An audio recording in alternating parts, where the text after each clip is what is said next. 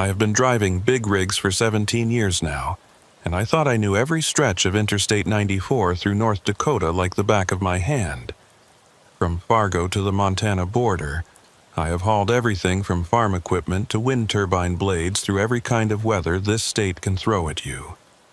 Blizzards, ice storms, whiteout conditions that reduce visibility to nothing. I have seen it all and survived it all.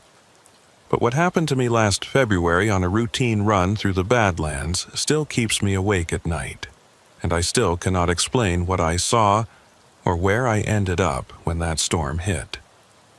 My name is Abram Keene, and I have been running freight for Dakota Logistics out of Bismarck for the better part of 2 decades.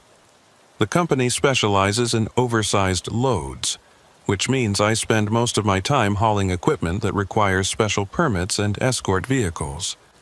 Wind turbine components, industrial machinery, prefabricated building sections, the kind of cargo that makes other drivers nervous.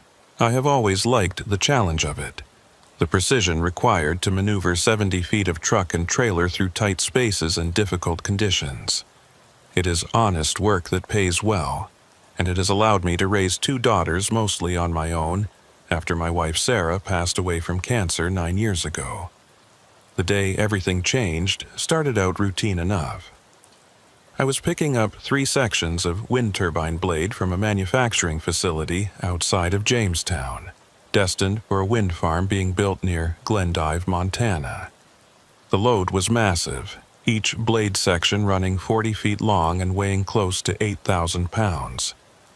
With the specialized trailer and all the rigging equipment, my total rig length was pushing 80 feet. It was the kind of haul that required careful planning and constant attention to weather conditions, especially in February when North Dakota winters are at their worst. The forecast that morning was concerning but not alarming. The National Weather Service had issued a winter storm warning for the region, calling for heavy snow and high winds starting around noon. They were predicting 6 to 10 inches of accumulation with gusts up to 40 miles per hour, conditions that would make driving difficult but not impossible for someone with my experience. I had driven through worse storms than this dozens of times. The key was timing, getting as far west as possible before the worst of it hit, and knowing when to pull over and wait it out if conditions became too dangerous. I left Jamestown around 8 in the morning, giving myself plenty of cushion before the storm was supposed to arrive. The sky was gray and heavy with clouds, and the temperature was hovering right around 15 degrees. Cold enough to keep any precipitation as snow rather than rain, but not so cold that diesel fuel would gel in my tanks.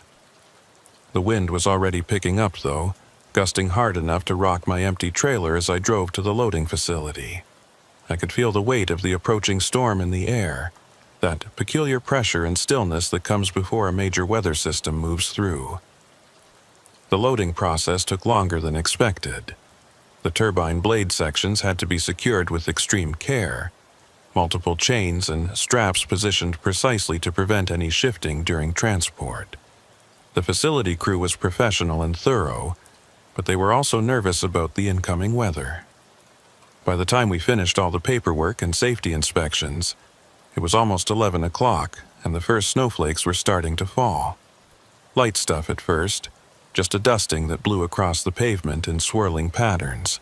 But I could see the darker clouds moving in from the northwest, and I knew the serious snow was not far behind. I called my dispatcher to confirm I was loaded and heading west. She asked about the weather and whether I wanted to postpone the delivery until the storm passed. I told her I would be fine, that I planned to make it at least as far as Dickinson before the worst conditions hit. From there, I could hole up at a truck stop and wait out the storm if necessary. She reminded me to check in every hour, and to pull over immediately if visibility got too bad.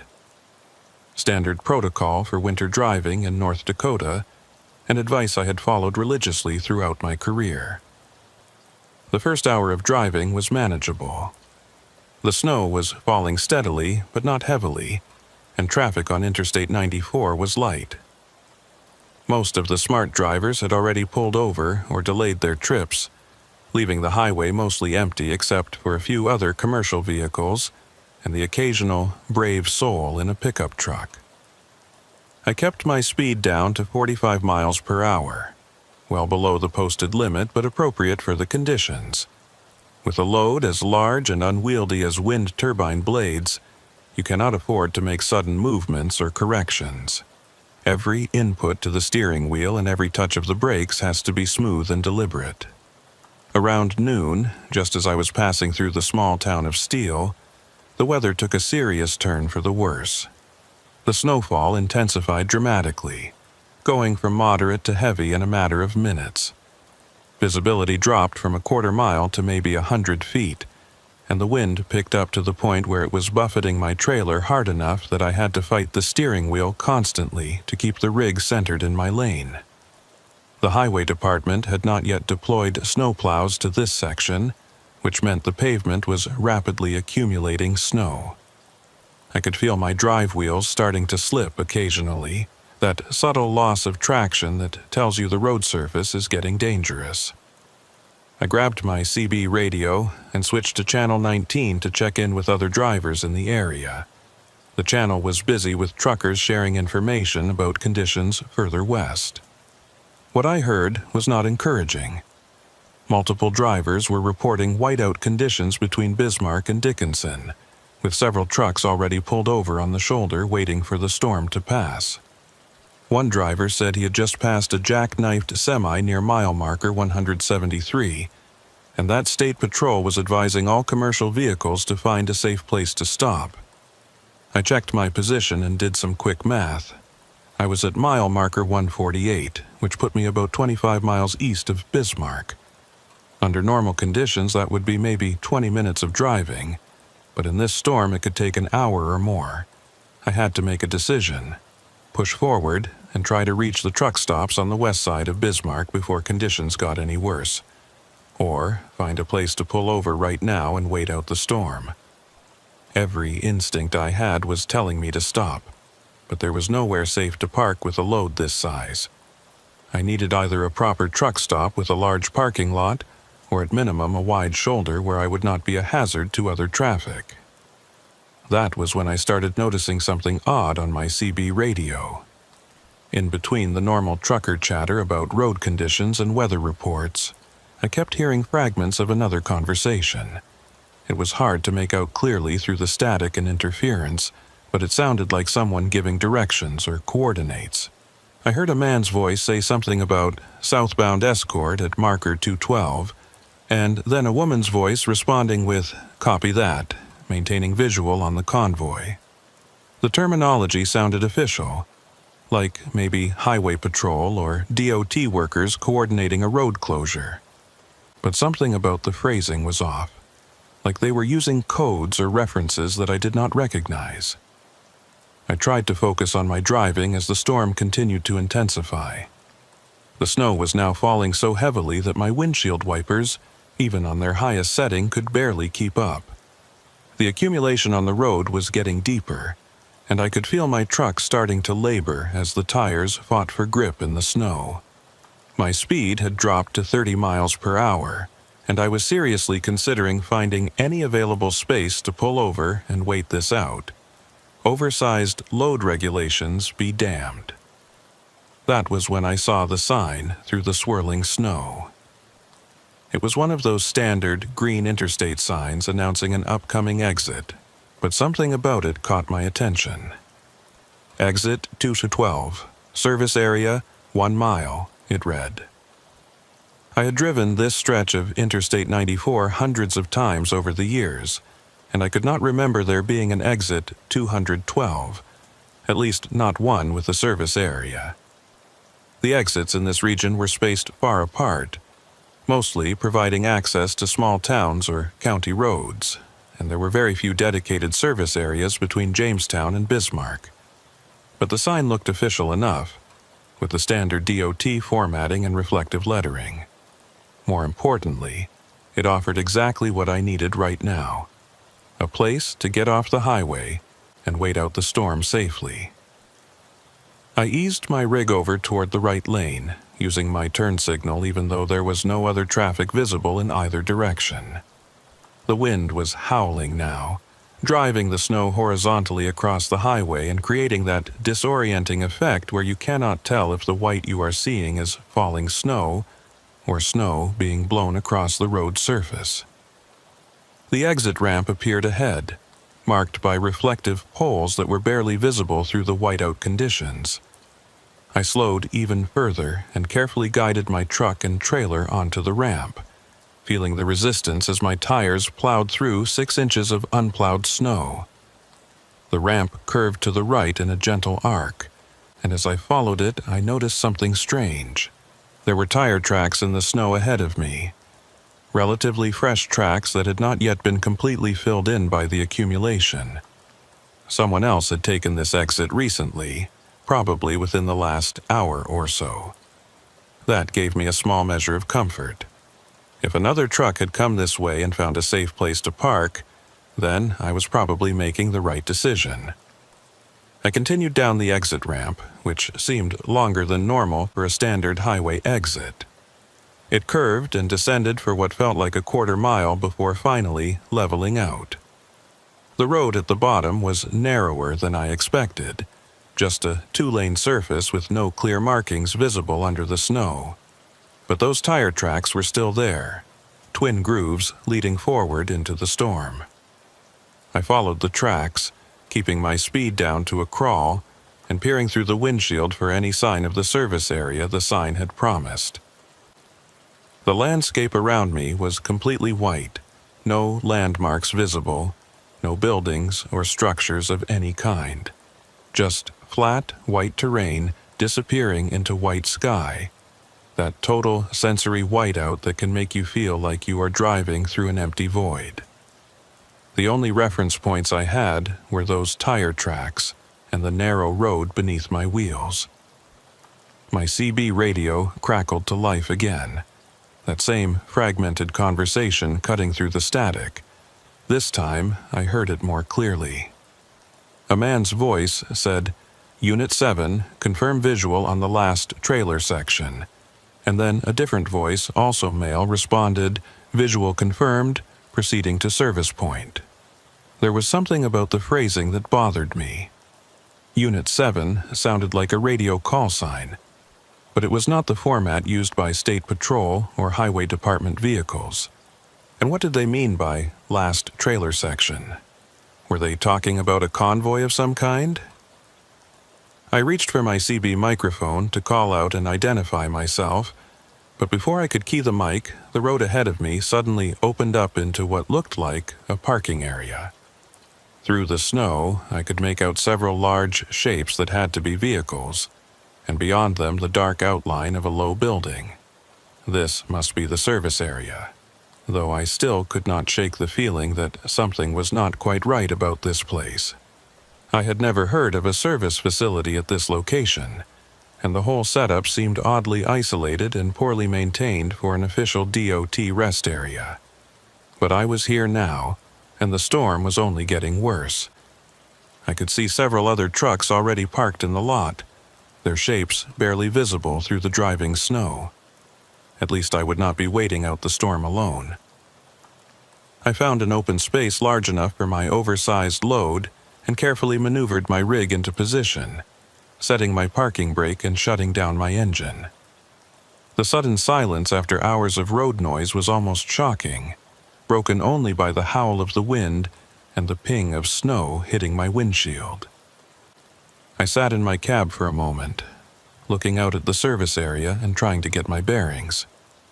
The building was maybe 100 feet ahead, a single-story structure that looked like it might house restrooms and possibly a small office or maintenance shop. The other trucks in the lot were hard to see clearly through the snow, but I counted at least 4 or 5 of them. What struck me as odd was that they all appeared to be hauling similar loads to mine. Long flatbed trailers carrying what looked like wind turbine components or other oversized industrial equipment. My CB radio crackled one more time, and this time the message was crystal clear. A woman's voice, calm and professional, said, "All units, this is Marla Fenwick with State Patrol. We have multiple reports of severe conditions on I-94 westbound." All commercial vehicles are advised to seek shelter immediately. Exit 212 service area is open and operational for the duration of the storm. The message repeated twice, then faded back into static and white noise. I felt a wave of relief wash over me. So, this was an official emergency service area, and State Patrol was actively directing trucks here to ride out the storm. That explained the other vehicles with similar loads. They must have been part of the same general convoy of wind energy equipment heading west when the storm hit. I grabbed my heavy winter coat from behind the seat and prepared to make a run for the building to check in and see what facilities were available. But as I reached for the door handle, I noticed something that made me pause. The tire tracks I had followed into the parking area did not lead to any of the parked trucks. Instead, they continued past the building, heading further into the whiteout conditions beyond. Someone had driven through here recently but had not stopped. They had kept going, out past the service area and into whatever lay beyond. Why would anyone do that in weather like this? Where could they possibly be heading that was worth driving further into a blizzard? I looked at the building again, studying it more carefully through the snow. Now that I was stopped and could focus, I started noticing details that bothered me. The structure looked old, its metal siding weathered and showing signs of rust. The windows were dark. No lights visible inside despite the woman on the radio saying the facility was operational. And most troubling of all, I could not see any State Patrol vehicles anywhere in the parking area. If this was an official emergency shelter being managed by law enforcement, there should be at least one patrol car on site. Something was not right here. I have been driving long enough to trust my instincts, and every instinct I had was telling me that this place was wrong somehow. But what choice did I have? The storm outside was only getting worse. Visibility was nearly zero, and I had no idea how long it would last. I could not just sit in my truck for hours with the engine off. I would freeze. I needed to at least check out the building and see if there was heat and shelter available. I pulled my coat tight, pushed open my door, and stepped down from the cab into the driving snow. The wind hit me like a physical force, almost knocking me off my feet. The temperature had dropped dramatically, and the wind chill had to be well below zero. I lowered my head and started walking toward the building, following what I thought was a path through the snow. Each step was a struggle, the wind pushing against me and the snow stinging any exposed skin on my face.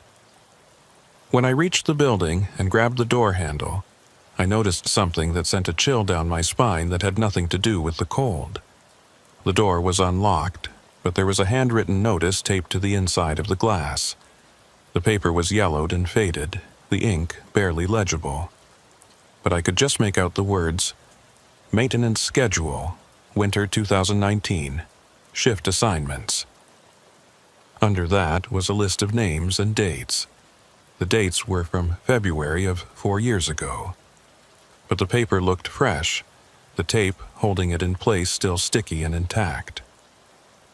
I pulled the door open and stepped inside, grateful to be out of the wind, even if the interior was only marginally warmer than outside. The entrance area was dim, lit only by emergency lights that cast a pale green glow over everything. I could see a corridor leading deeper into the building, with doorways opening off to either side. The walls were covered with bulletin boards displaying various notices and schedules, all of them looking official but outdated. That was when I heard the sound. It was faint at first, just barely audible over the howl of the wind outside. A rhythmic, thumping noise, like metal clanging against metal. It was coming from somewhere deeper in the building, a regular pattern that sounded almost mechanical. And underneath it, I could swear I heard that same CB radio chatter. Those fragmented voices talking about units and convoy positions and visual confirmations. I stood in that entrance area, dripping melting snow onto the floor, and tried to decide what to do. Every rational part of my brain was telling me to get back in my truck and drive away from this place, storm or no storm. But where would I go? The highway behind me was completely impassable now, and I had no idea what lay ahead if I followed those mysterious tire tracks out past the service area. I pulled out my phone to call my dispatcher and let her know where I was, but I was not surprised to find that I had no signal. This far out in rural North Dakota, in the middle of a blizzard, cell coverage was non-existent. My only connection to the outside world was my CB radio back in the truck, and the only voices on that were those strange transmissions about units and convoys and something about exit 212. I took a deep breath and started walking down the corridor, following the sound of that rhythmic clanging. I needed to find someone, anyone who could explain what this place was and why it felt so wrong. The doors on either side of the hallway were labeled with typical service area functions: restrooms, maintenance, office, break room. I tried the office door first, but it was locked. Through the small window, I could see a desk and filing cabinets, but no people and no lights. The clanging sound was getting louder as I moved deeper into the building, and I realized it was coming from the far end of the corridor. There was a door there marked Service Bay, and I could see light seeping out from under it. I approached slowly, my hand reaching for the handle, and that was when my CB radio back in the truck crackled to life loud enough that I could hear it even from inside the building. The woman's voice came through clear and steady. "Unit designation Abram Keene, wind turbine transport. You are logged at service point 212. Please proceed to service bay for mandatory inspection and processing. This is not a request." I froze with my hand on the door handle. They knew my name. They knew exactly what I was hauling, and they knew I was standing right here, right now, about to enter that service bay. I had not spoken to anyone since arriving at this place. I had not identified myself on the radio, so how could they possibly know who I was? I pulled my hand back from that door handle like it was red hot. My heart was pounding so hard I could hear it over the wind howling outside.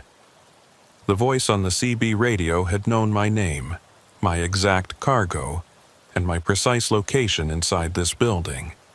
Nobody should have had that information. I had not checked in with anyone since taking the exit, had not identified myself to any official authority. Yet somehow they were tracking me with a level of detail that was impossible to explain. I stood there in that dim hallway, trying to think through my options rationally despite the fear crawling up my spine. The smart move would be to turn around right now, walk back to my truck, and get the hell out of this place regardless of the storm conditions. But that woman's voice had said this was not a request. The phrasing bothered me more than I wanted to admit. It implied authority, but also something else, something that sounded almost like a threat. The rhythmic clanging from behind the service bay door continued, steady and mechanical. I could hear other sounds now, too, the hum of machinery and what might have been voices speaking in low tones. Whatever was happening in that room, it was operational and active. Someone was in there working, which meant I was not alone in this facility. That should have been comforting. But instead, it made everything feel more sinister. I decided to check the other rooms first before confronting whatever was behind that service bay door. Knowledge is survival when you are in a situation you do not understand, and I needed to understand what this place really was. I tried the break room door and found it unlocked. Inside was a small space with a table, a few chairs, and an old coffee maker sitting on a counter. The room looked like it had been used recently. There were coffee mugs in the sink, not dusty or cobwebbed, but simply unwashed. A newspaper lay folded on the table, and when I picked it up to check the date, my hands started shaking. The newspaper was the Bismarck Tribune, dated February 14th, 2019. 4 years ago, almost to the day. The paper was not yellowed or brittle like you would expect from something that old. It felt fresh, the ink still sharp and clear. The front page headline talked about a severe winter storm moving through the region, with warnings for travelers to stay off the highways. I scanned the article quickly and felt my stomach drop. The storm they were describing, the timing, the severity, the affected areas, it all matched what was happening outside right now. But that was impossible. This was not 2019. This was 2023. I set the paper down carefully and looked around the break room more closely. There was a calendar on the wall, one of those promotional ones that businesses give away.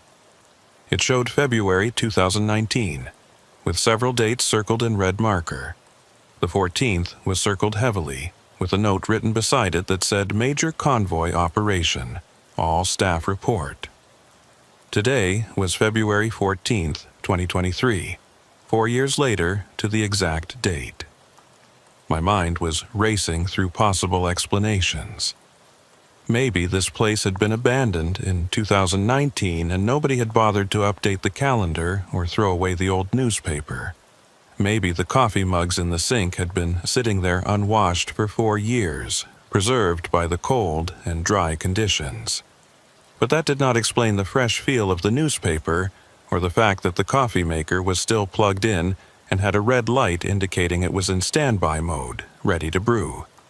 I moved to the maintenance room next, using my shoulder to force open the swollen door.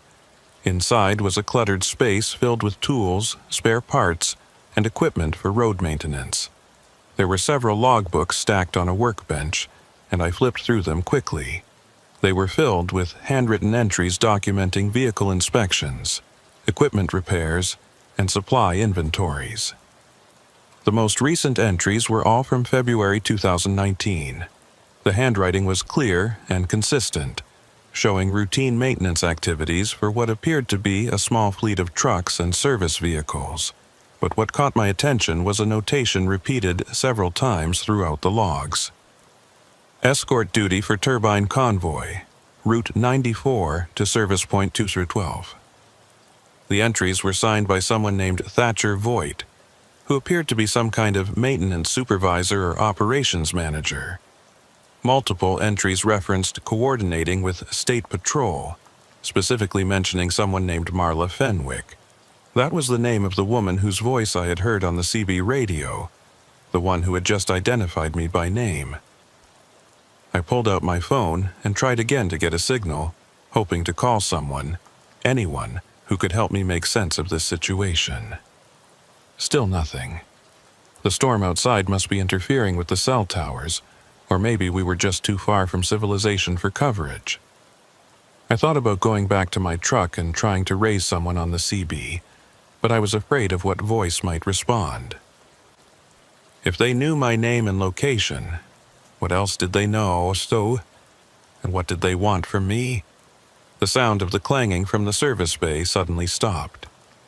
In the silence that followed, I could hear footsteps moving around in there, heavy boots on concrete. Then I heard a door opening and closing, and the footsteps started coming down the hallway toward where I was standing. I looked around frantically for somewhere to hide, but the maintenance room was small and cluttered with no good cover.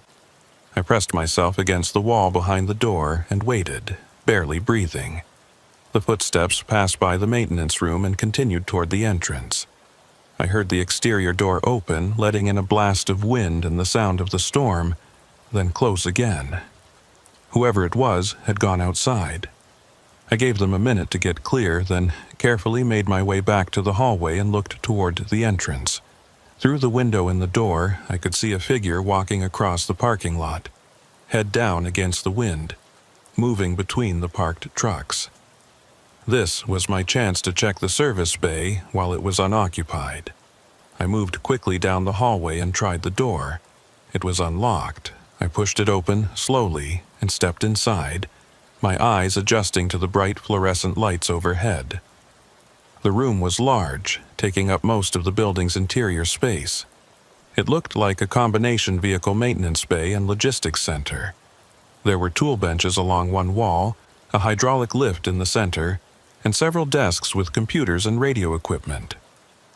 What made my blood run cold were the walls. They were covered with documentation, schedules, photographs, and maps, but not recent documentation. Everything on those walls was from 2019. There were work schedules listing staff names and shift times for February 2019. There were photographs of trucks and equipment, with dates stamped in the corner showing various days in February 4 years ago. And there was a large map of Interstate 94 with route markers and annotations showing convoy positions and timing. I walked closer to examine the map and noticed something that made no sense. The map showed exit 212 clearly marked as a service point, but I knew for a fact that this exit did not appear on modern maps of I-94. I had studied highway maps of this region countless times over the years, and there was no exit 212 between Jamestown and Bismarck. The exit numbers jumped from 200 to 221, skipping the entire 200 to 220 range. Yet, here it was on this map, marked as an official DOT service facility. One of the desks had a logbook open, and I could not resist reading it. The entries were written in a neat, precise hand, documenting the arrival and departure of various trucks. Each entry included the driver's name, company, cargo type, and arrival time. I scanned down the list and felt my heart nearly stop when I saw an entry near the bottom of the page. February 14, 2019, 13:47 hours. Driver, Abram Keene, Dakota Logistics, cargo. Wind turbine blade sections, 3. Route, Jamestown to Glendive. Status, arrived for mandatory storm shelter. Vehicle, Kenworth W900 with specialized flatbed trailer. Notes, driver expressed concern about unusual facility, recommended for processing. My hands were shaking so badly I almost dropped the logbook. This was impossible. This entry was from 4 years ago, but it described me, my cargo, my route, everything exactly as it was today. The handwriting was old, the ink slightly faded, but the entry was there in black and white. According to this log, I had been here before. On this exact date 4 years ago, I had arrived at this facility during a storm while hauling wind turbine components. But I had no memory of any of this. 4 years ago in February, I had been running completely different routes, hauling different cargo. I had never taken an exit to a service facility that I did not recognize. And I certainly would have remembered something as strange as what I was experiencing right now.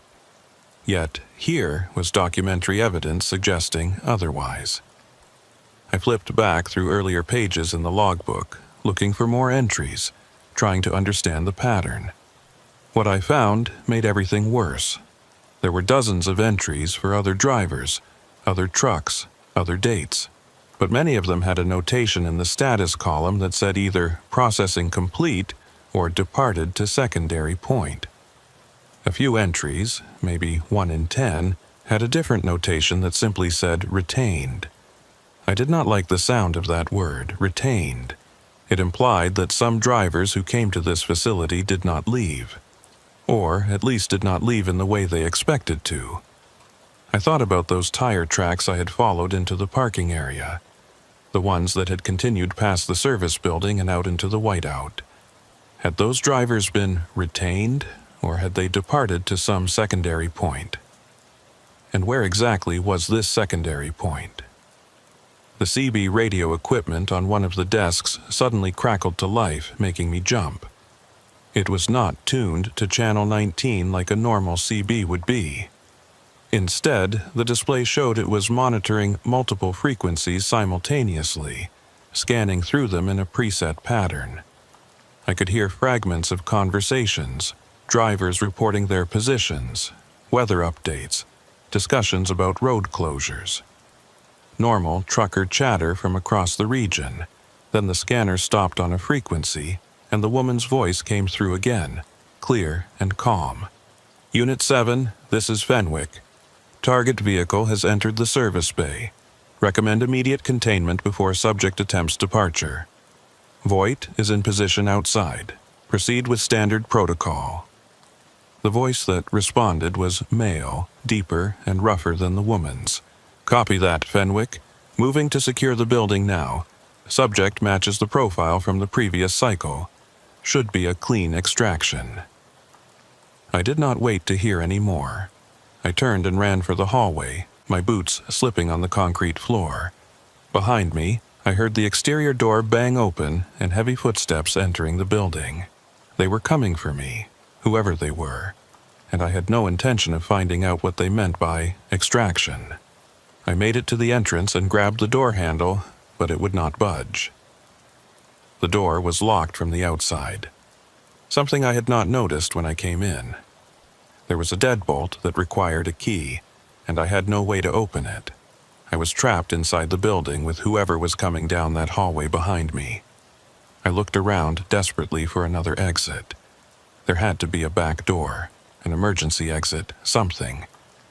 The footsteps were getting closer and I could hear that male voice calling out, "Mr. Keene, there is no need to panic. We just need to verify some information and complete your processing. This will go much easier if you cooperate." The way he said my name, so casual and familiar, made my skin crawl. I spotted a door at the far end of the hallway marked "Emergency Exit" and ran for it, praying it was not locked like the main entrance. I hit the crash bar hard and felt a surge of relief when the door flew open. Cold air and snow blasted into my face, but I did not care. I was outside and moving, and that was all that mattered. The emergency exit led to the back of the building, away from the parking area where my truck was located. I could barely see 10 feet in front of me through the driving snow, but I started running parallel to the building, hoping to circle around and reach my truck from a different direction. The wind was vicious, driving the snow into my face and stealing the breath from my lungs. My coat was heavy and warm, but the wind chill was already seeping through. I made it around the corner of the building and stopped, pressing myself against the wall to catch my breath and get my bearings. That was when I saw him. A man was standing between me and the parking lot. Maybe 30 feet away, he was wearing a heavy winter coat and a hat pulled low over his face, but he was standing perfectly still despite the howling wind, like he had been waiting for me to come exactly this way, like he knew exactly where I would run. "Mr. Keene," he called out, his voice barely audible over the storm. "My name is Thatcher Voight. I'm the operations manager for this facility. You need to come back inside where it's safe. This storm is only going to get worse, and you won't survive out here for long." I recognized the name from the logbooks. Thatcher Voight, the maintenance supervisor who had signed off on all those convoy operations back in 2019. The same name that appeared in the entry about me, the entry that should not exist. "How do you know my name?" I shouted back at him. "What is this place? Why does your logbook have an entry about me from 4 years ago?" Voight took a step closer, moving with surprising ease through snow that was now almost knee-deep. "This is exactly what the sign said it was, Mr. Keene. A service area. A place for drivers to shelter during dangerous weather. You're here because you needed shelter, just like all the others who have come before you." What others? And what did that voice on the radio mean by processing and extraction? Voight stopped about 15 feet away, close enough that I could see his face now in the glow of the building's emergency lights. He looked ordinary enough, maybe 50 years old, weathered skin and tired eyes, but there was something wrong about the way he looked at me. His expression was sad, almost apologetic, but there was also a resignation there that frightened me more than anger would have. "The storm brought you here, Mr. Keene. The same storm that brings all of you here every 4 years, always on February 14th. You followed the signs and the tire tracks because that's what you're supposed to do. That's what the pattern requires." "What pattern? What are you talking about?" I was backing away from him as he spoke, moving toward where I thought the parking lot should be, trying to keep him in sight while also watching for the other person I had heard in the building. The convoy pattern, the route marker pattern. Exit 2 to 12 appears when the conditions are right, when the storm reaches a certain intensity and the date aligns. Drivers hauling specific cargo on specific routes are drawn here. You were drawn here, just like you were drawn here 4 years ago, though you don't remember it. My back hit something solid and I realized I had reached one of the parked trucks. I used it as a guide, keeping one hand on the cold metal as I worked my way along its length toward where I hoped my own truck was parked. Voight followed, maintaining his distance but matching my pace exactly. "That logbook entry was real," he continued. "You were here in 2019, in this exact situation. We processed you then, sent you on your way with no memory of what happened, but the pattern requires repetition. Every 4 years, the same storm, the same date, the same drivers. You'll be here again in 2027, and again in 2031, cycling through forever unless you make a different choice." I wanted to tell him he was insane, that what he was saying was impossible. But I could not deny the evidence I had seen with my own eyes.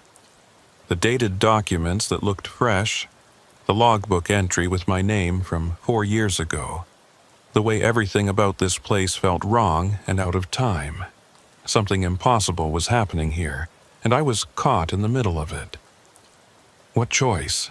I asked, my voice barely carrying over the wind. "What are you talking about?" Voight stopped and pointed past me, into the whiteout beyond the parking area. "The tire tracks you followed into this facility, they continue on past it. There's a service road that leads deeper into the pattern, to the places where time works differently. Some drivers choose to follow that road instead of cycling through the same 4-year loop forever. They go looking for answers, for a way to break the pattern. And what happens to them?" I had reached my truck now, could feel the familiar shape of my tractor unit beside me. My keys were in my pocket. If I could just get to the cab and get the engine started, maybe I could drive out of here. "Nobody knows," Voight said quietly. "They disappear into the whiteout, following coordinates that don't exist on any map. Some people think they find a way out, back to normal time and normal roads. Other people think they just drive forever, trapped in the storm. But either way, they don't cycle through exit 212 anymore. They make a choice and they vanish." I pulled my keys from my pocket and fumbled with them, trying to find the right one while keeping my eyes on Voight. "And you? What are you? If this place exists outside of normal time, how are you here?" For the first time, Voight's expression changed. The sadness deepened, and when he spoke his voice was heavy with something that might have been regret. "I was a driver once, long time ago. I took exit 212 during a storm and made the choice to stay. Someone has to run this facility, to log the arrivals, to give the warnings. I'm the maintenance supervisor because that's the role the pattern needed filled. Just like Marla Fenwick monitors the radio frequencies because that's her role. We're all part of it now." Behind Voight, I could see another figure emerging from the building. The woman, presumably Marla Fenwick, was moving through the snow with the same unnatural ease that Voight showed. They were not affected by the storm the way I was. They existed here in some different way, playing roles that had been assigned to them by whatever impossible force created this place. I got my truck door open and pulled myself up into the cab, my frozen fingers barely able to grip the steering wheel. Voight called out one more time as I turned the key in the ignition. "If you drive back to the highway, you'll forget all of this by tomorrow. You'll deliver your cargo, go home to your daughters, live your life normally until February 14th, 2027. Then the storm will come again, and you'll see the signs for exit 212, and you'll end up right back here. That's how the cycle works. The engine turned over. Diesel rumbling to life. I could feel heat starting to flow from the vents. Smell the familiar scent of my cab. This was real. This was normal. Everything outside might be impossible and wrong, but inside my truck was the world I understood. Or you can follow the tracks, Voight shouted over the sound of my engine. Drive past this facility, out into the whiteout, and see where the pattern really leads. It's your choice, Mr. Keene. Same choice we all have to make eventually. I sat there with my hand on the gear shift, looking out at the swirling snow. The tire tracks that had led me here were still visible, twin grooves leading away from the service building into the white void beyond. No one knew where they led. No one knew what existed out there in the places where time did not work right. But I knew what existed back on the highway. 4 more years of normal life. Then another storm. Another exit 212. Another cycle through this nightmare. And 4 years after that, and 4 years after that, forever. Unless I made a different choice right now. I looked at Voight standing there in the snow, at Marla Fenwick beside him, both of them waiting to see what I would do. I thought about the logbook entry from 2019, about the life I did not remember living, about the cycles I had apparently already been through without knowing it. Then I put my truck in gear and started driving, but I did not turn back toward the exit ramp. I did not head for the highway and the promise of normal life and forgotten memories. Instead, I followed those mysterious tire tracks, pointing my truck toward the whiteout and whatever impossible destination lay beyond. The service building disappeared behind me almost instantly, swallowed by the storm. Voight and Fenwick vanished from my mirrors. There was only white ahead, white behind, white all around. Just me and my truck and those fading tire tracks leading deeper into the pattern. I had no idea where I was going or what I would find. But I knew I could not spend the rest of eternity cycling through the same impossible day every 4 years. Whatever was out there in the whiteout, whatever existed at the end of this road that did not appear on any map, it had to be better than that. The tracks ahead were getting harder to see, filling in with fresh snow faster than I could follow them. But I kept driving, pushing forward through the white void, searching for an answer or an exit or anything that would break this pattern. And that was when I saw the lights ahead. Not the lights of a building or another vehicle, but something else entirely. A strange glow in the distance, pulsing in rhythm with something I could almost hear under the howl of the wind. The tracks led straight toward those lights. I drove on, deeper into the impossible storm, following a path that should not exist toward lights that could not be real. Behind me, exit 212 faded into memory and legend. Ahead, something else was waiting. The lights ahead were not like anything I had ever seen before. They pulsed in a rhythm that felt almost organic, expanding and contracting like something breathing.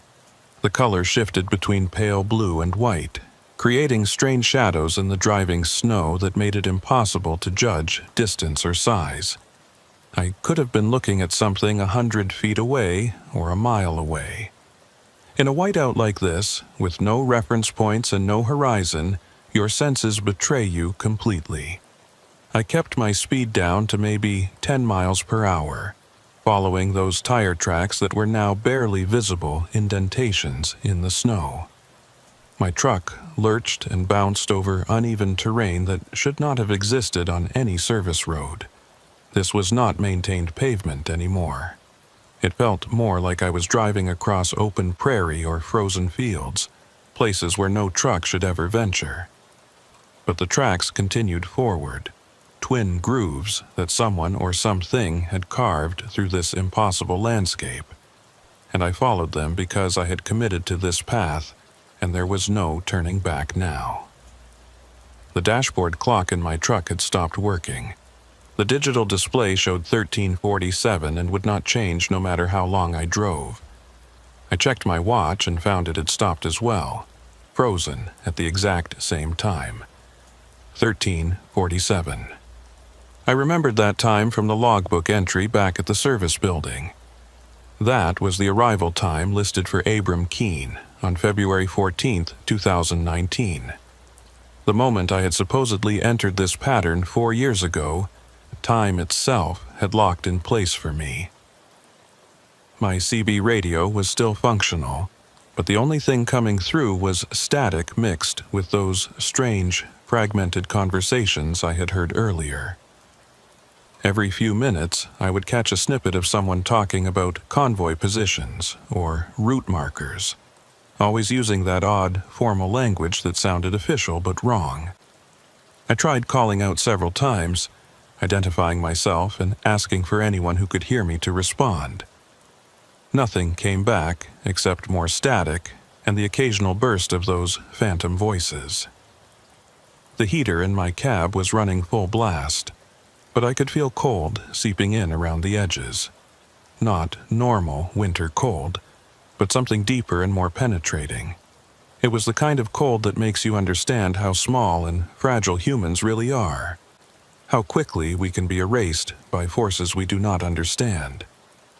I cranked the heat higher and pulled my coat tighter, watching those strange lights grow slowly closer through the windshield. After what felt like an hour, but might have been 10 minutes or 10 hours, with time no longer functioning properly, the lights resolved into something I could almost understand. They were coming from structures of some kind, tall shapes rising from the snow like skeletal fingers pointing at the white sky. As I got closer, I realized what I was looking at. Wind turbine towers. Dozens of them, maybe more, standing in perfect rows that stretched away into the whiteout. But they were not complete turbines. They were just the towers, massive steel columns rising 100 feet or more, with no turbine nacelles at the top and no blades attached. The pulsing light I had seen was coming from the towers themselves. Some kind of illumination built into the structures, or perhaps reflecting off them in ways that should not have been possible. The effect was hypnotic and disturbing, like watching a field of metal trees swaying in rhythm with a wind I could not feel. I slowed my truck even further, trying to process what I was seeing and what it might mean. The tire tracks I had been following led directly into the forest of towers.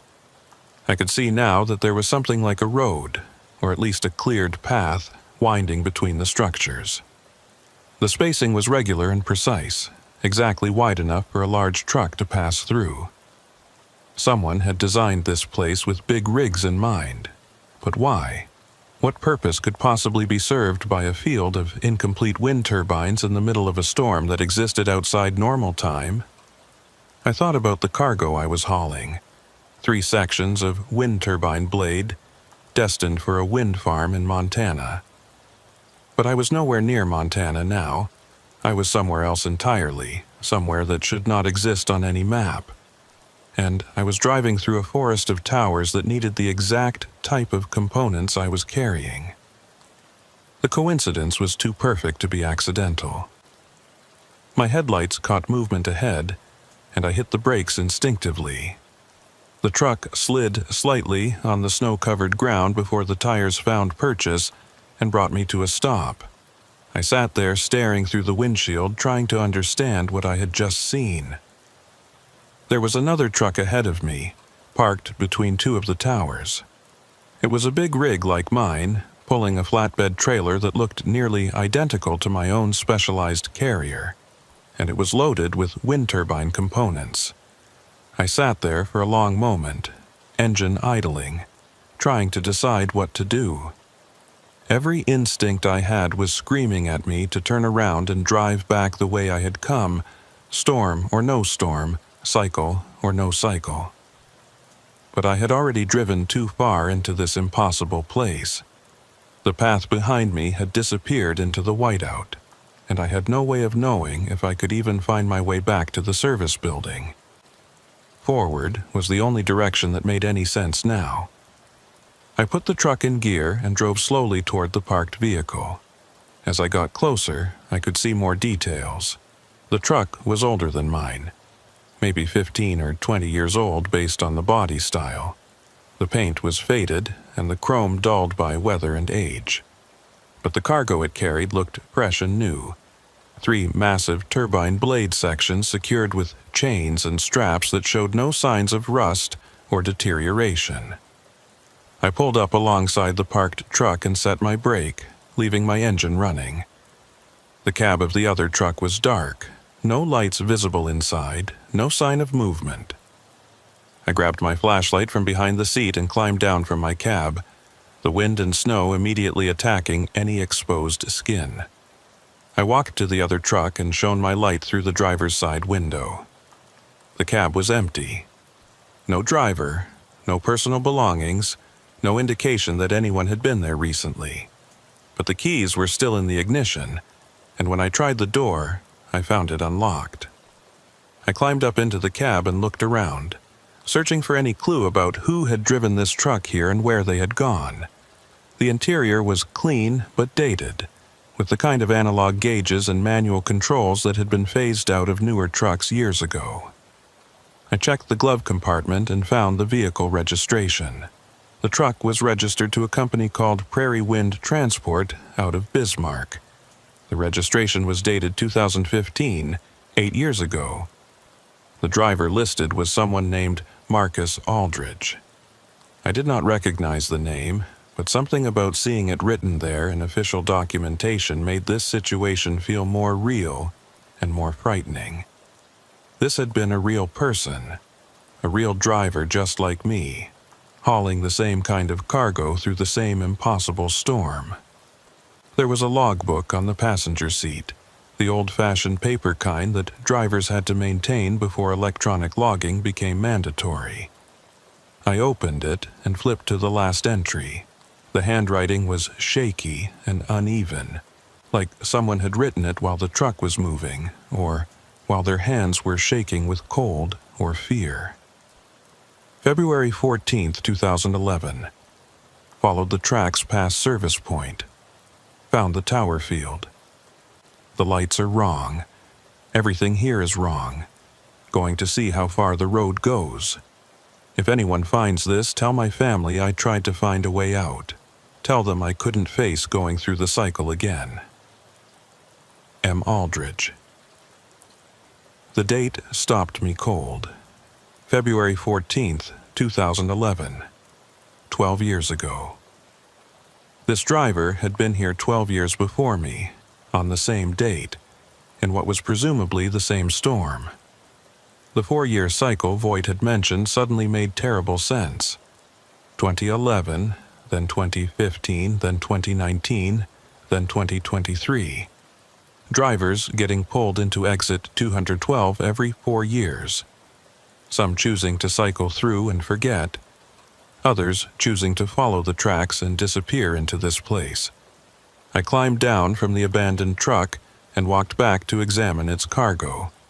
The turbine blade sections were massive, each one probably 40 feet long and weighing thousands of pounds.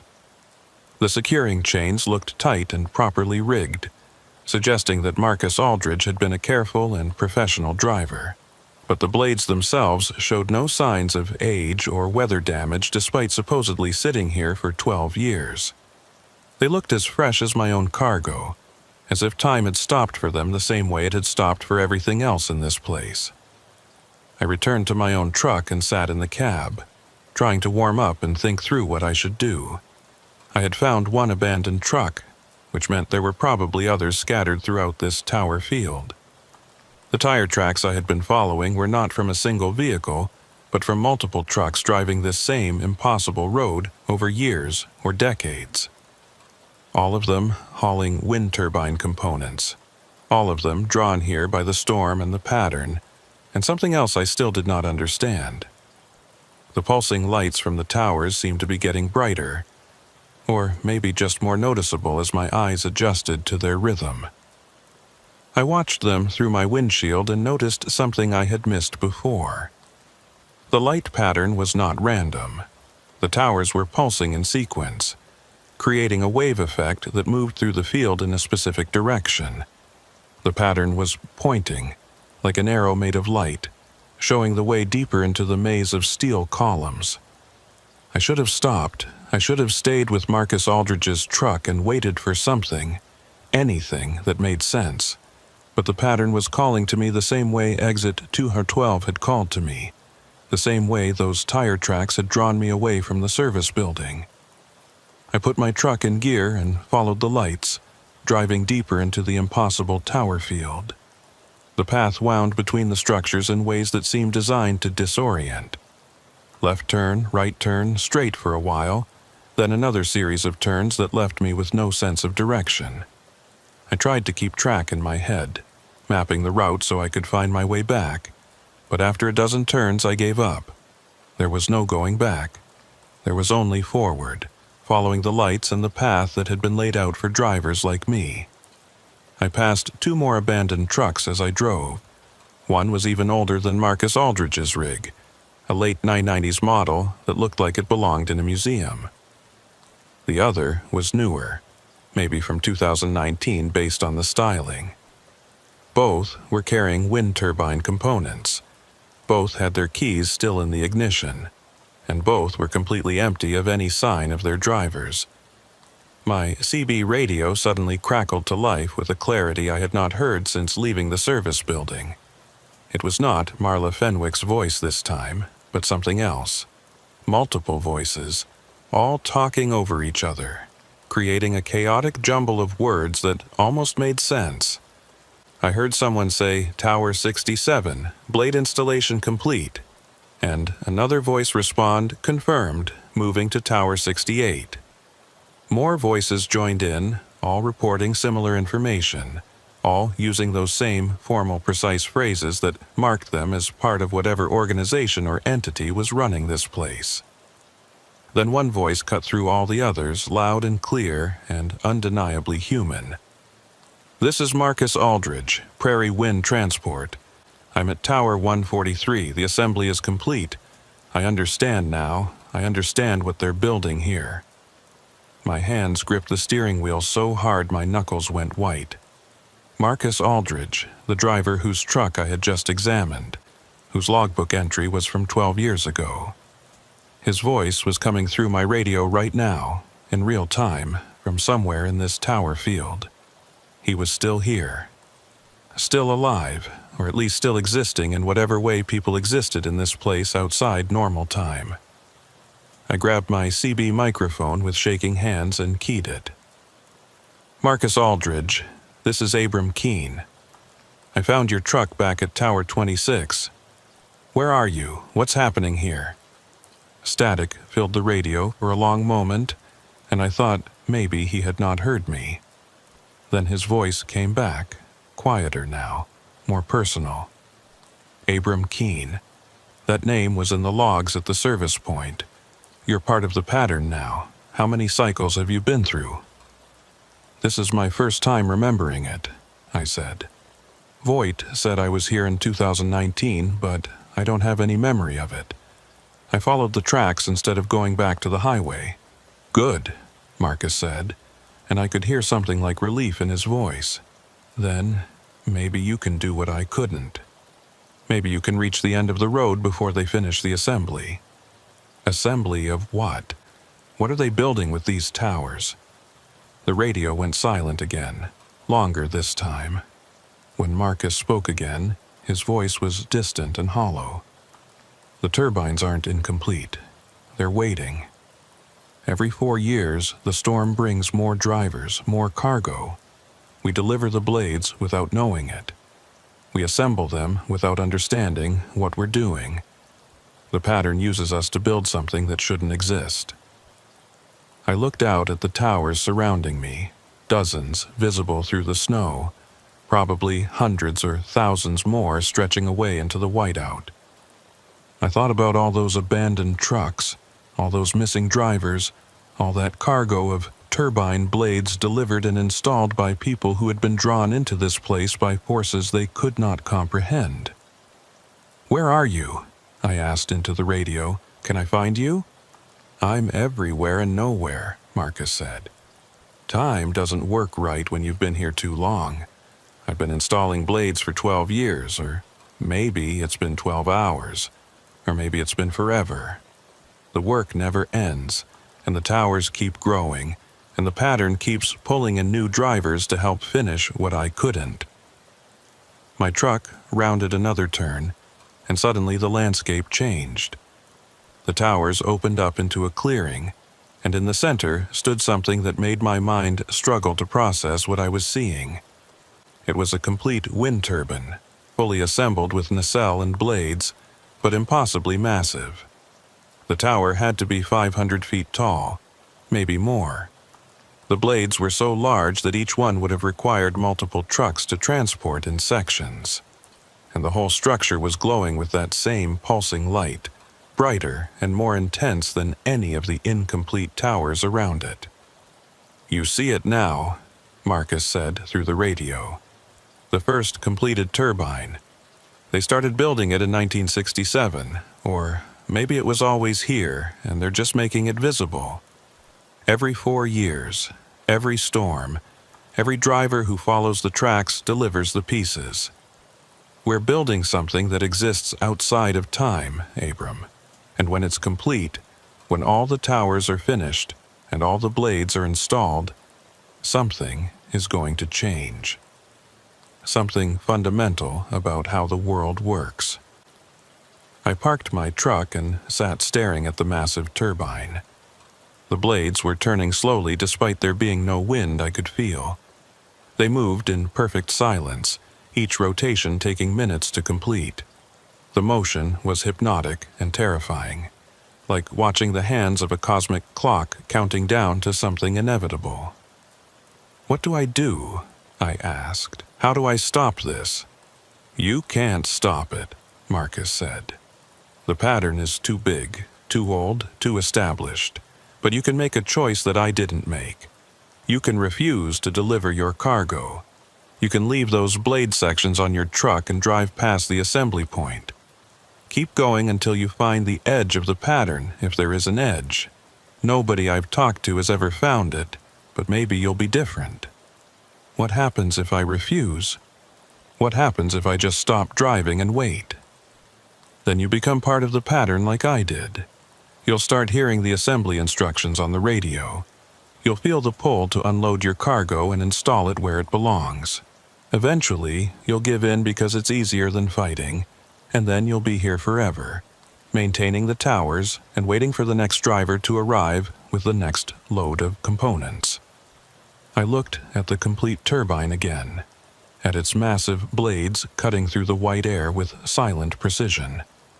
Then I looked at the road ahead, at the path that continued past this clearing and deeper into the tower field.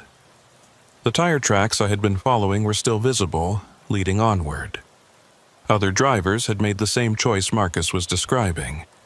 They had refused to stop and deliver their cargo.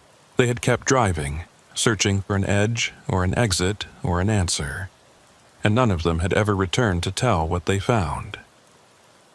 My CB radio crackled again, but this time it was not Marcus Aldridge's voice. It was Marla Fenwick, clear and commanding. "Abram Keene, you have reached the assembly point.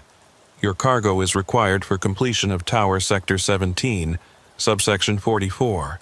Please proceed with standard unloading protocols."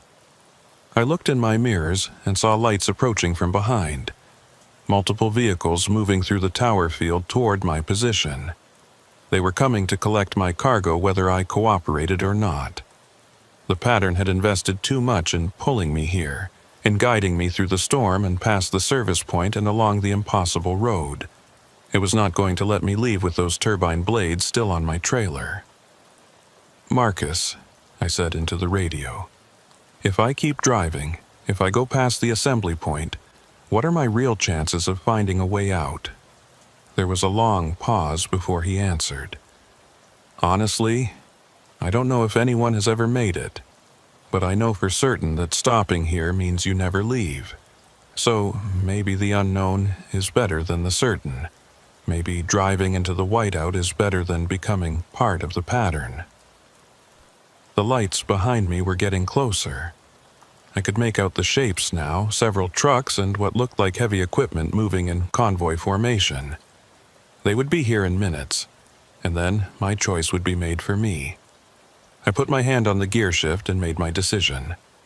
The engine roared as I hit the accelerator, snow spraying from my tires as I drove past the assembly point and deeper into the tower field. Behind me, I could hear voices on the CB radio calling out, telling me to stop, warning me that I was making a mistake. But I did not stop. I kept driving, following the faint tire tracks that disappeared ahead into infinite white. The towers flashed past on either side, their pulsing lights creating a strobe effect that made it hard to focus. I drove faster than was safe, faster than was sane, but I needed to put distance between myself and whatever was following me. The path twisted and turned, leading me deeper into a maze that might have no exit. And then, impossibly, the towers began to thin out. The path widened, the lights grew dimmer. I was reaching some kind of boundary, some edge to the pattern that Marcus Aldridge had said might not exist. Ahead, through the snow, I could see something that looked like an opening, a gap in the endless white. A place where the impossible road might finally lead back to somewhere real. The gap in the whiteout grew larger as I drove toward it, and for a moment I felt something like hope building in my chest. Maybe Marcus Aldridge had been wrong. Maybe there was an edge to this pattern, a boundary where the impossible rules stopped applying and normal reality began again. Maybe I was about to cross that boundary and leave this nightmare behind. But as I got closer, I realized the gap was not an opening back to the real world. It was something else entirely. The towers had stopped, yes, but what lay ahead was not empty prairie or highway or anything recognizable. It was a landscape that should not exist, could not exist. A place where the fundamental rules of how things worked had been rewritten by forces I could not begin to understand. The road continued forward through terrain that shifted and changed as I watched. Sometimes it looked like I was driving across frozen lake ice, perfectly smooth and transparent enough that I could see dark shapes moving in water that should not be there. Other times the surface became rough and broken, like driving across a field of shattered concrete or fractured stone. And sometimes, for brief moments, it looked almost normal. Just a snow-covered road leading through empty winter landscape. My truck bounced and lurched over the changing surface, the suspension working overtime to keep the wheels in contact with ground that could not decide what it wanted to be. The trailer behind me swayed and fishtailed, the heavy turbine blades shifting in their restraints despite the multiple chains and straps holding them down. Every instinct I had was telling me to slow down, to stop, to turn back before I drove completely beyond any possibility of return. But the lights behind me were still visible in my mirrors, still following, still pursuing the cargo I refused to deliver. The CB radio had descended into chaos. Dozens of voices now, all talking at once. Some giving coordinates and instructions, others asking questions or reporting status updates. I heard Marcus Aldridge's voice occasionally, warning me about sections of the road ahead, telling me which way to turn at intersections I could not see. I heard Marla Fenwick's voice too, calm and authoritative, directing the vehicles behind me, coordinating what sounded like an organized effort to intercept my truck and recover the turbine blades. And underneath all those voices, I heard something else. A low-frequency hum that was not quite sound, more like a vibration that I could feel in my bones. It was coming from everywhere and nowhere, pulsing in rhythm with those lights from the tower field behind me. The pattern had a heartbeat, and I was hearing it through my radio because I had become part of it whether I wanted to or not. My dashboard clock was still frozen at 13:47, but I had been driving for what felt like hours since leaving the assembly point. The fuel gauge in my truck showed 3/4 full, which was impossible. I had been running the engine constantly, fighting through snow and difficult terrain, burning diesel at a rate that should have dropped the gauge significantly. But the needle had not moved. Either my gauge was broken or fuel worked differently here, consumed and somehow replenished by the same forces that kept the abandoned trucks looking fresh and the old newspapers feeling new. The landscape around me had taken on a strange quality that made depth perception almost impossible. I would see what looked like a distant hill or ridge, but when I drove toward it, the feature would turn out to be only a few feet away, or it would recede further into the distance as I approached. Objects in my peripheral vision seemed to move when I was not looking directly at them, creating the constant sensation of being surrounded by things that did not want to be observed directly. I passed another abandoned truck, and this one sent ice water through my veins.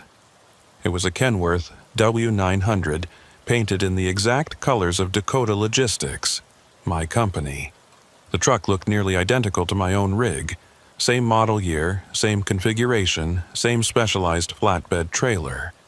I slowed down and shone my spotlight on it as I drove past, and that was when I saw the license plate. It was my license plate number. This was my truck. I hit the brakes and my rig slid to a stop on the uncertain ground. I sat there staring at the abandoned truck in my mirrors, trying to make sense of what I was seeing.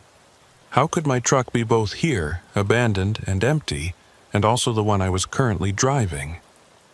The logical explanation was that it was not my truck, just another rig from the same company with a similar plate number. But I knew better.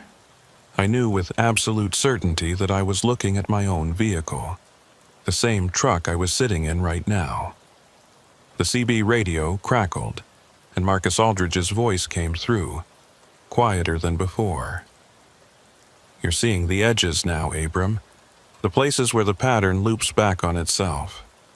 That truck you're looking at, it's you from a different cycle. Maybe from 2019 when you came through and chose to follow the tracks instead of cycling back. Or maybe from 2027 when you'll come through again. Time doesn't run in straight lines out here." "That's impossible," I said, even though I was staring at the evidence. "I can't be in two places at once." "You're not in two places," Marcus said. "You're in all places and all times where the pattern intersects. Every version of you that ever chose to follow the tracks, we're all here together, driving the same road through the same impossible storm. You just don't usually see the other versions of yourself because they're offset by 4 years or 8 years or 12 years. But out here at the edges, the offsets start to break down." I looked ahead down the road and saw more abandoned trucks now, scattered across the shifting landscape. Some looked exactly like mine. Others were different makes and models, but all of them were hauling oversized cargo, all of them displaying the wear and tear of having been driven through impossible conditions. And I knew with growing horror that every one of those trucks represented a driver who had made the same choice I made, who had refused to stop at the assembly point and kept driving in search of an exit that might not exist. "How many cycles?" I asked into the radio. "How many versions of me are out here?" "I don't know," Marcus said. "I've seen my own truck at least 4 times, which would mean I've been through at least 4 cycles since 2011. But I've also seen trucks that look newer than they should be, models that didn't exist yet when I first got pulled in. The pattern reaches forward and backward, pulling in drivers from years that haven't happened yet and keeping drivers from years long past." I put my truck in gear and started driving again, but slower now, more cautiously. I was navigating through a graveyard of possibility, past the abandoned shells of choices that had led nowhere. Every truck I passed was a warning and a prophecy, showing me what happened to drivers who thought they could escape the pattern by simply refusing to cooperate with it. The pursuing lights behind me had gotten closer during my stop. I could make out individual vehicles now, at least 5 or 6 trucks moving in loose formation. They were not driving in the jerky, uncertain way I was. They moved smoothly across the shifting terrain as if they knew every change before it happened, as if they were part of the landscape rather than fighting against it. The pattern was coming to reclaim its cargo and add me to the assembly team, and it was only a matter of time before they caught up. That was when I saw the structure ahead. At first, I thought it was another tower, another piece of the impossible construction project I had fled from. But as I got closer, I realized it was different. It was not a wind turbine tower, but something older and more substantial. A building, or what remained of one. A single-story structure with metal siding that had been weathered to the point of near transparency by wind and snow and time. The tire tracks I had been following led directly to this building, and I could see that they did not continue past it. This was where the road ended. This was as far as anyone had ever driven in search of an exit from the pattern. I pulled my truck up to the structure and stopped, leaving the engine running but setting the parking brake. The pursuing vehicles were maybe a quarter mile behind me now, close enough that I could hear their engines over the wind. I grabbed my flashlight and climbed down from the cab one more time. The building had a door, and like everything else in this place, it was unlocked. I pulled it open and stepped inside, my flashlight cutting through darkness that felt thick and resistant, like the beam had to fight for every foot of visibility it achieved. The interior was one large room filled with filing cabinets and storage boxes, all of them covered in a thick layer of dust that had somehow accumulated despite the building having no obvious gaps or openings where wind could enter. The walls were covered with maps and charts, some of them showing Interstate 94 and the surrounding region, others depicting locations I did not recognize. But all of them shared one feature. They all showed Exit 212, marked clearly and officially, as if it was a real place that existed on real highways.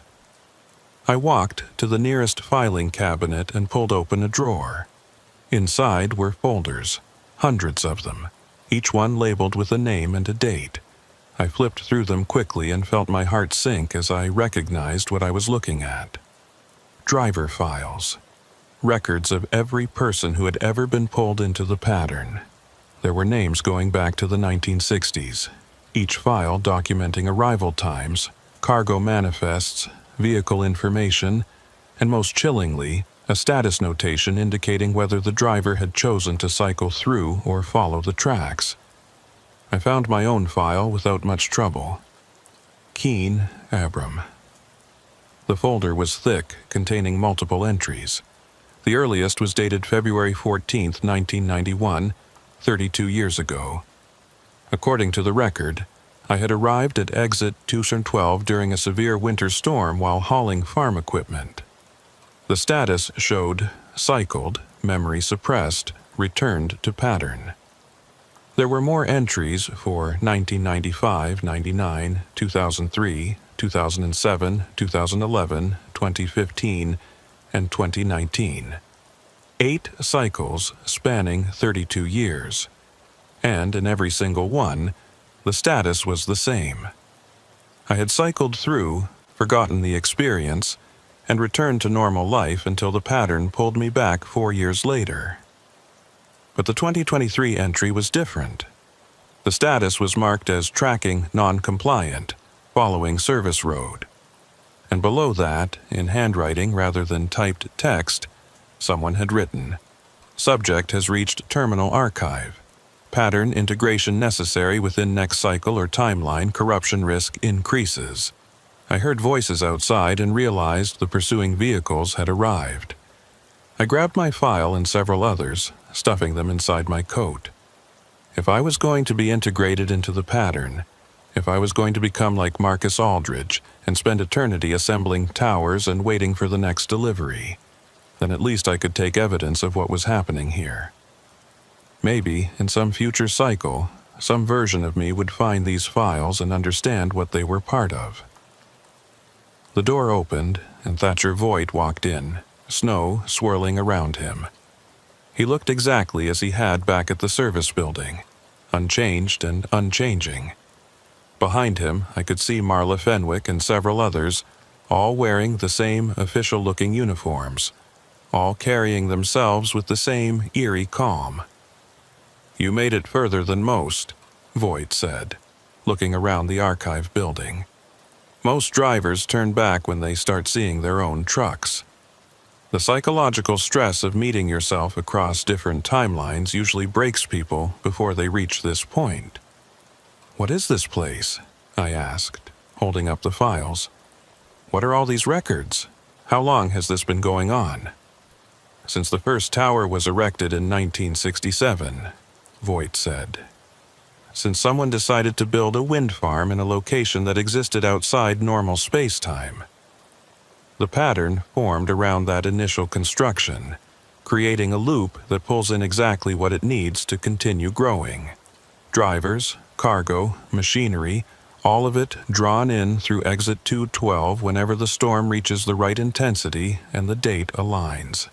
And what happens when the construction is complete? When all the towers have their blades and the whole thing is finished?" Voigt smiled, but there was no warmth in it. "We don't know. Maybe nothing. Maybe the pattern collapses and everyone trapped here gets released. Or maybe the pattern expands, pulling in more exits, more highways, more drivers. Maybe exit 212 is just the beginning." Marla Fenwick stepped forward. She was holding something that looked like a tablet computer, though the screen showed information that made no sense. Numbers and coordinates that changed too rapidly to read. Diagrams that hurt to look at directly. "Abram Keene," she said in that same calm, official voice I had heard on the radio. "You have exceeded acceptable deviation from standard pattern integration. Your cargo must be processed and your timeline must be aligned with established cycles. Further resistance will result in permanent displacement." "What does that mean?" I asked, though I was afraid I already knew the answer. "It means you stop existing in any timeline," Voigt said quietly. "Not just here in the pattern, but everywhere. The pattern erases you completely, removes you from every cycle you've ever been part of. Your daughters won't remember you. Your wife won't have any memory of marrying you. You'll simply never have existed."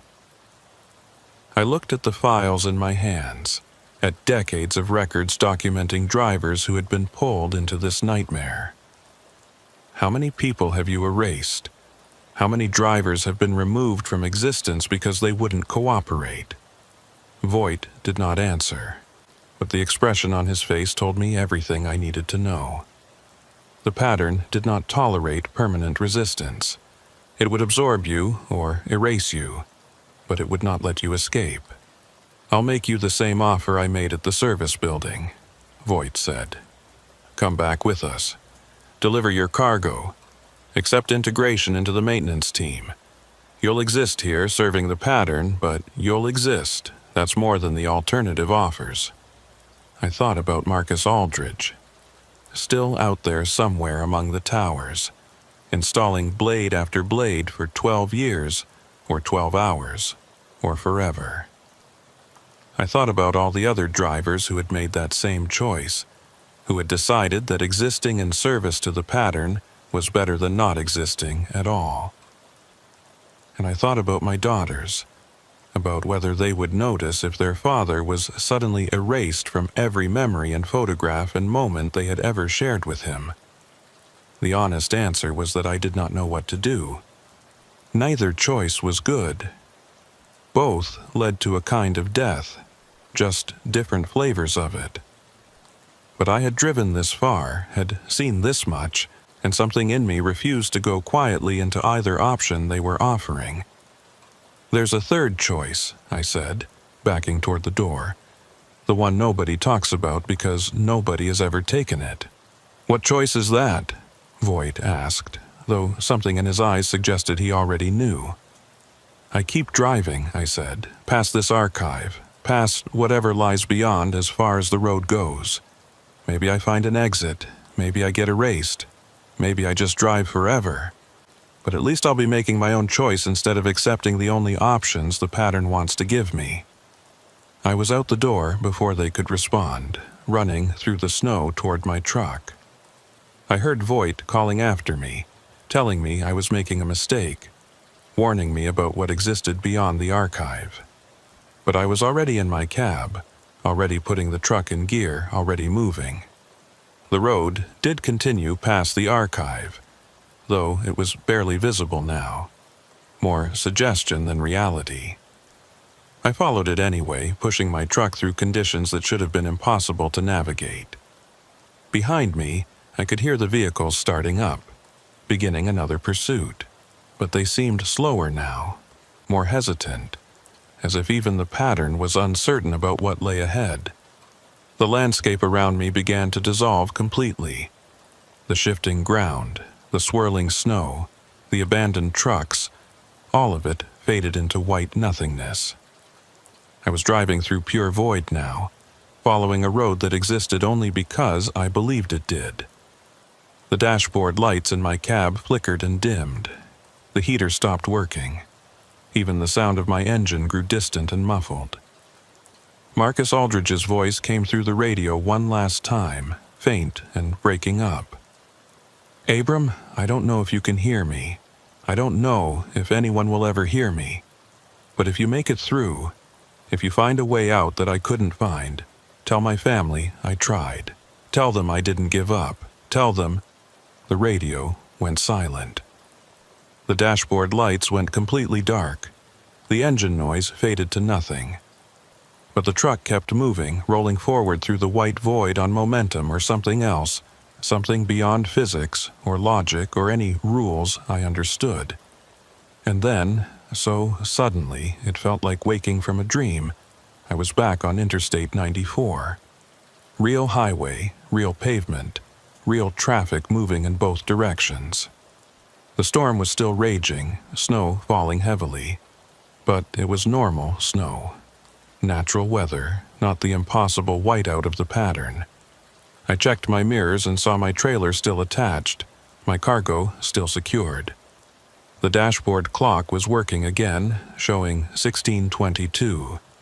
Nearly 3 hours had passed since I had taken exit 212. I drove for another 20 minutes in stunned silence before pulling into a truck stop outside of Bismarck. I parked and sat in my cab, my hands shaking, trying to process what had happened. Had it been real? Had I actually driven through an impossible place outside of time? Or had I simply hallucinated the whole thing due to stress and storm conditions? Then I remembered the files I had grabbed from the archive. I reached inside my coat and pulled them out. They were still there, still real, yellowed paper covered in typed text and handwritten notes. Documentation of decades of drivers pulled into the pattern. And right on top was my own file, showing 8 previous cycles spanning 32 years. I pulled out my phone and found I had signal again. I called my oldest daughter, needing to hear her voice, needing confirmation that I still existed in her memory. She answered on the second ring, sounding surprised but happy to hear from me. We talked for a few minutes about nothing important, and when we hung up, I felt tears running down my face. I still existed.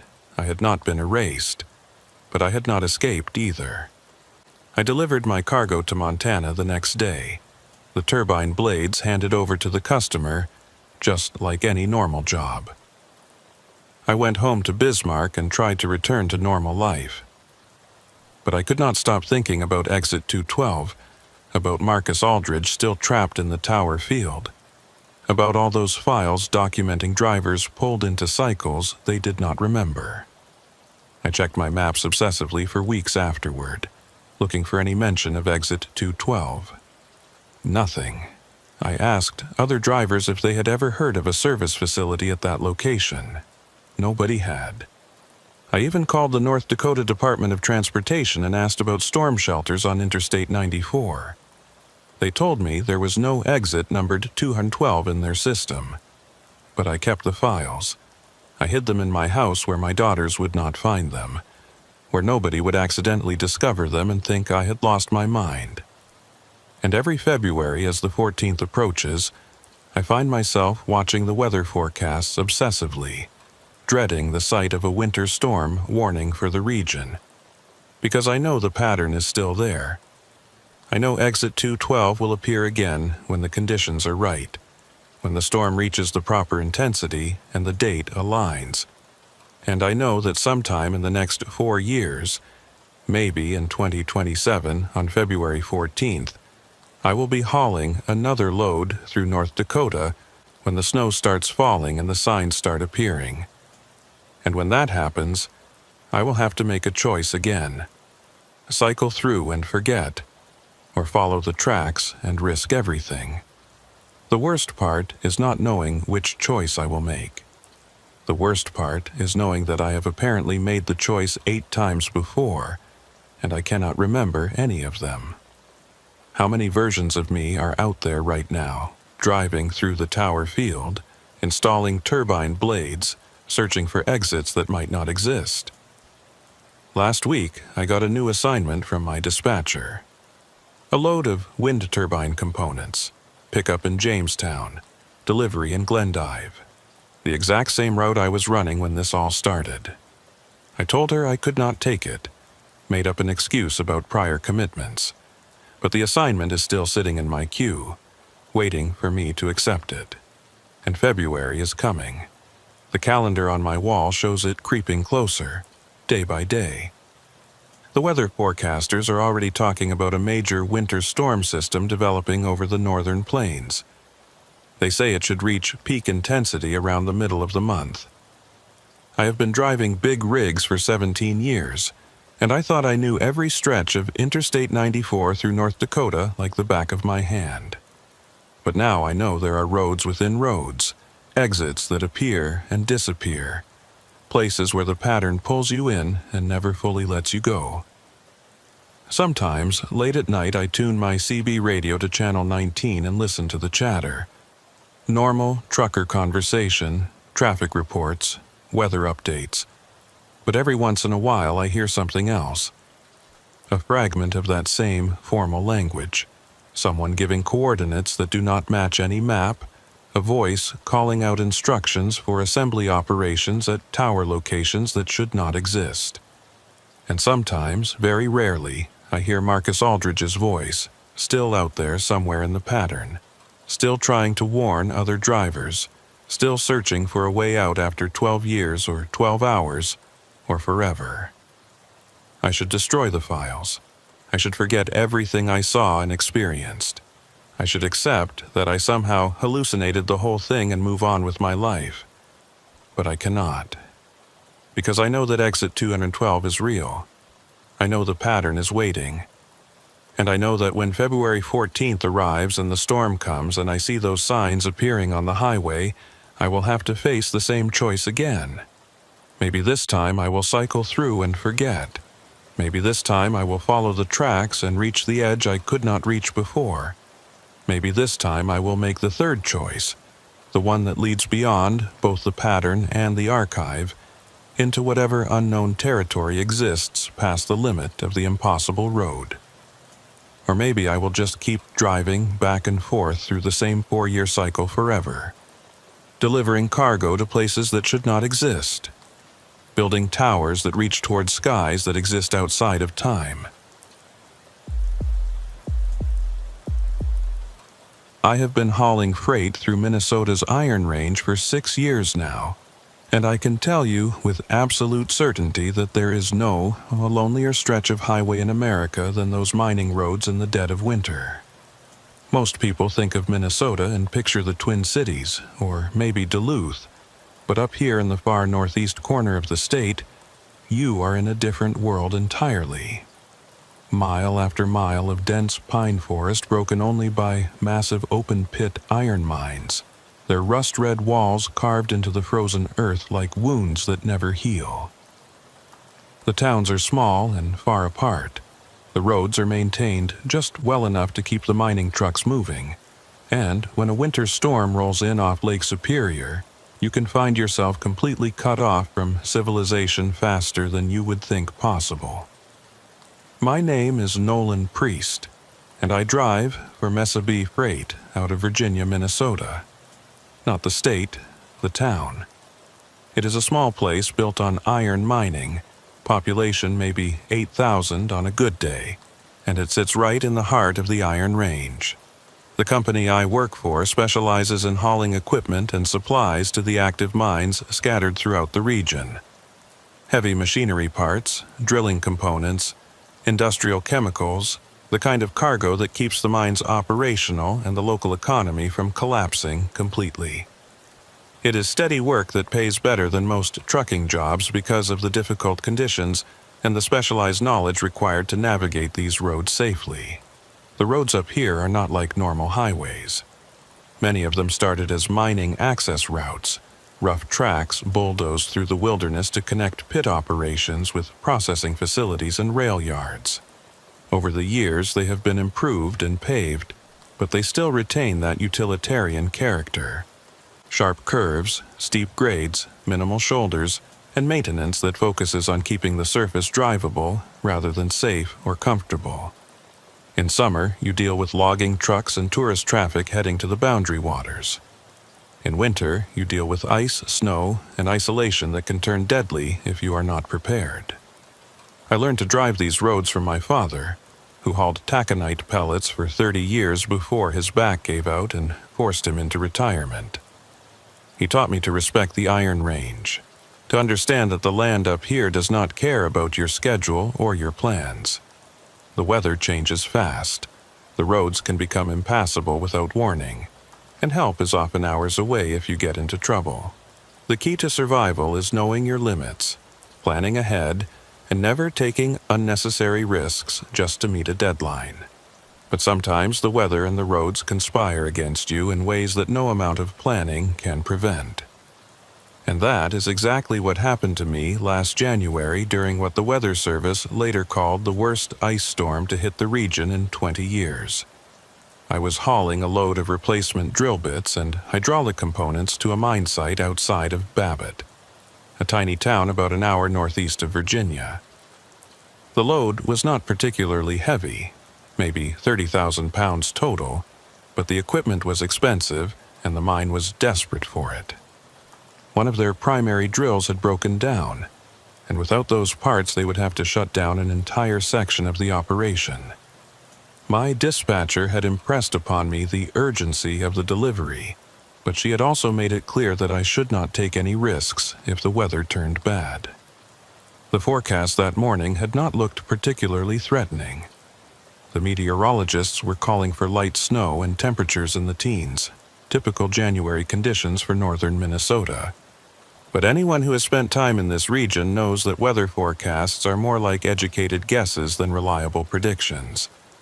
The proximity to Lake Superior creates microclimates that can spawn localized storms with intensity that catches even experienced forecasters by surprise. I left Virginia around 10 in the morning, giving myself plenty of time to make the delivery and return before dark. The first hour of driving was uneventful. Highway 169 North was clear and dry, with just a few patches of snow on the shoulders. Traffic was light, mostly other commercial vehicles and a few hardy locals going about their business. The sky was overcast, but not threatening, just the typical gray ceiling that settles over the region for weeks at a time during winter. The trouble started when I turned off the main highway onto County Road 21, the mining access road that would take me the final 20 miles to the Babbitt site. This was a rougher road, 2 lanes of asphalt that wound through dense forest and skirted the edges of several abandoned pit mines. The county maintained it well enough for daily traffic, but it was not designed for bad weather. There were no snowplow stations nearby, no salt trucks standing by, no emergency services within easy reach. About 5 miles down County Road 21, I noticed the temperature starting to drop. My dashboard thermometer showed 18 degrees when I left the highway, but now it was reading 12 and falling. The wind had picked up too, gusting hard enough to rock my trailer occasionally. And then I saw the first drops of freezing rain hitting my windshield.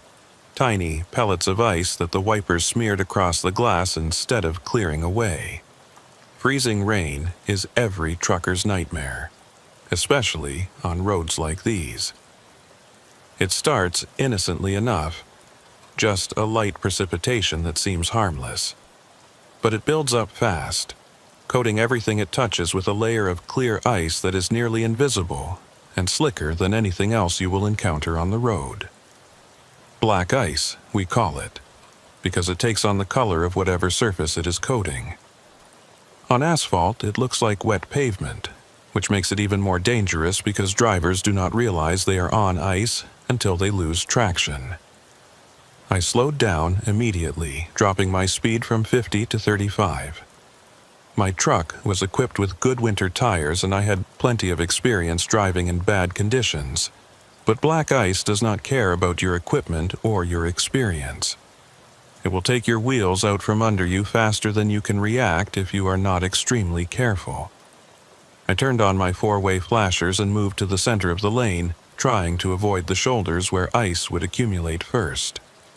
The freezing rain intensified over the next few miles, and I could see the road surface taking on that telltale wet sheen that indicated ice formation.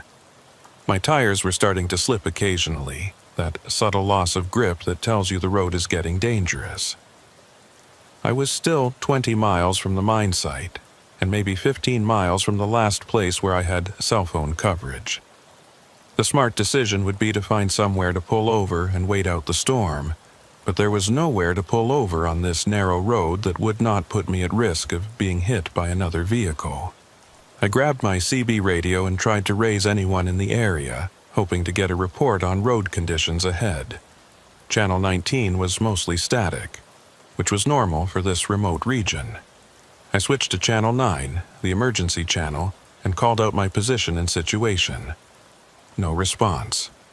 I tried several other channels with the same result. Either there was no one within range, or the weather was interfering with radio transmission. Either way, I was on my own. The road ahead curved sharply to the left, following the edge of what looked like an old pit mine. The drop-off on the right side was probably 100 feet or more, straight down to the frozen bottom of the excavation. There were guardrails, but they looked old and poorly maintained, more rust than steel.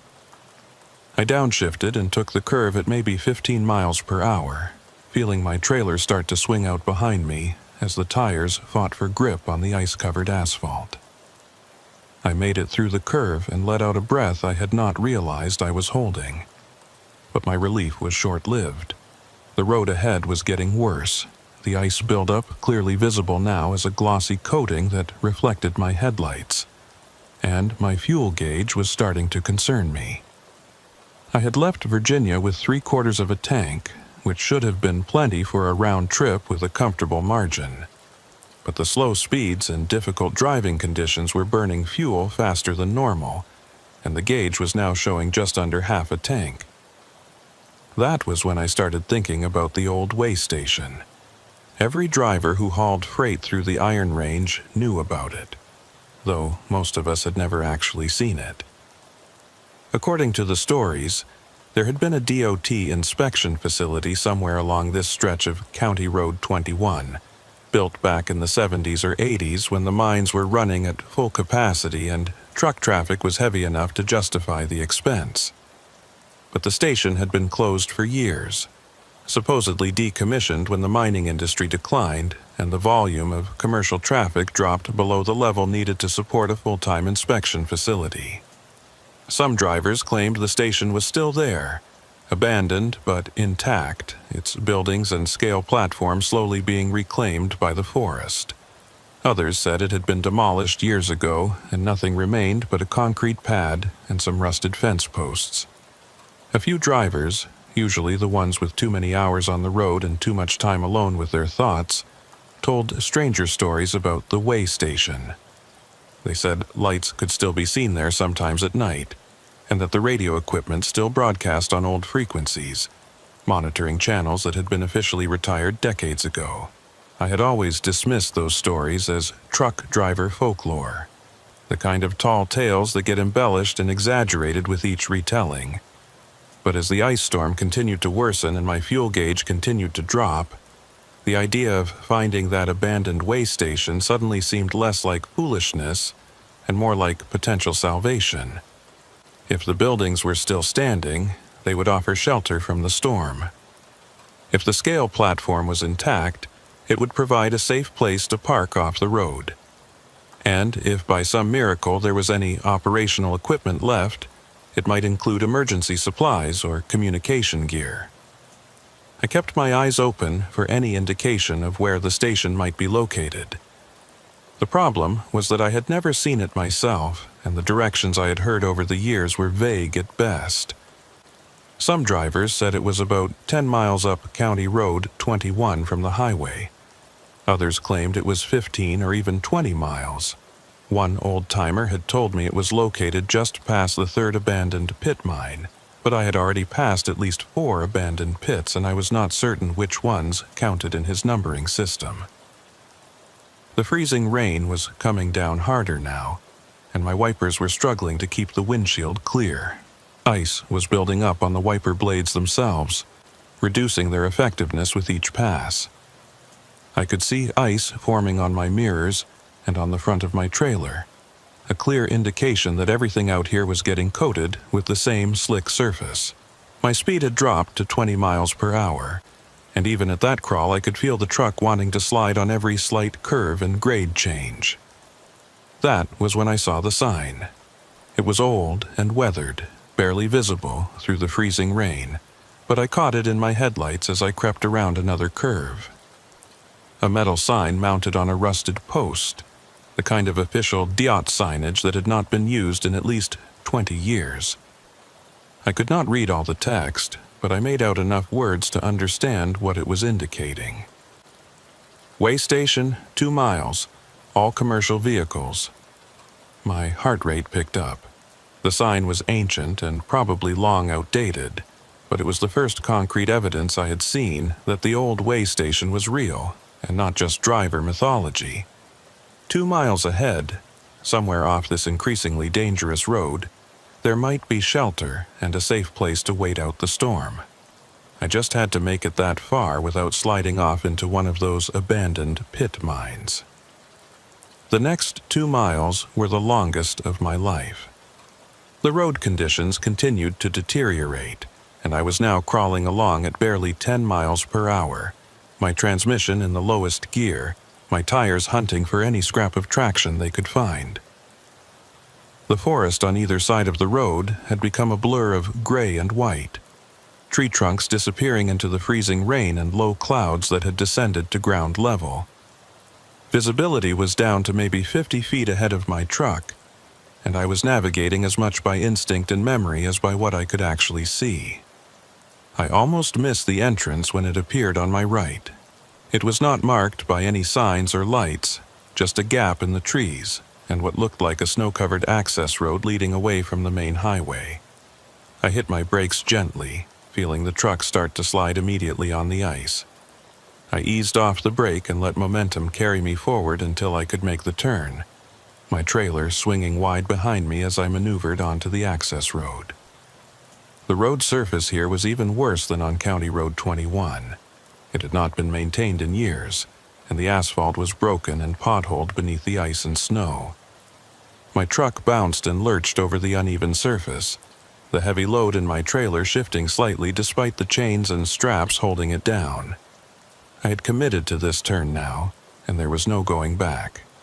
The access road was too narrow to turn around, and backing out onto County Road 21 in these conditions would be suicidal. The way station appeared through the freezing rain like something from a dream, or a memory I was not sure I had actually experienced. There were 3 buildings arranged around a concrete scale platform, all of them constructed in that utilitarian style common to government facilities from the 70s and 80s. Cinder block walls painted a faded yellow, flat roofs covered with decades of weathering. Small windows that might have had glass in them once, but now showed only darkness. But what caught my attention immediately was that the buildings looked functional. Not well maintained, not modern, but operational in a way that made no sense for a facility that had supposedly been abandoned for years. There were lights on inside at least one of the structures, a faint glow visible through the grimy windows. The parking area around the scale platform had been plowed at some point, though not recently, leaving a surface that was snow-covered but relatively level and free of the deep drifts that would have accumulated over years of abandonment. Most striking of all was the equipment. I could see a generator housing attached to the main building, and I could hear the low rumble of a diesel engine running. Someone was here, or at least someone had been here recently enough to leave the generator operational. The thought of finding help, shelter, and maybe even a way to communicate with my dispatcher or the mine site filled me with relief. I maneuvered my truck into the parking area and found a spot where I could park safely away from the scale platform.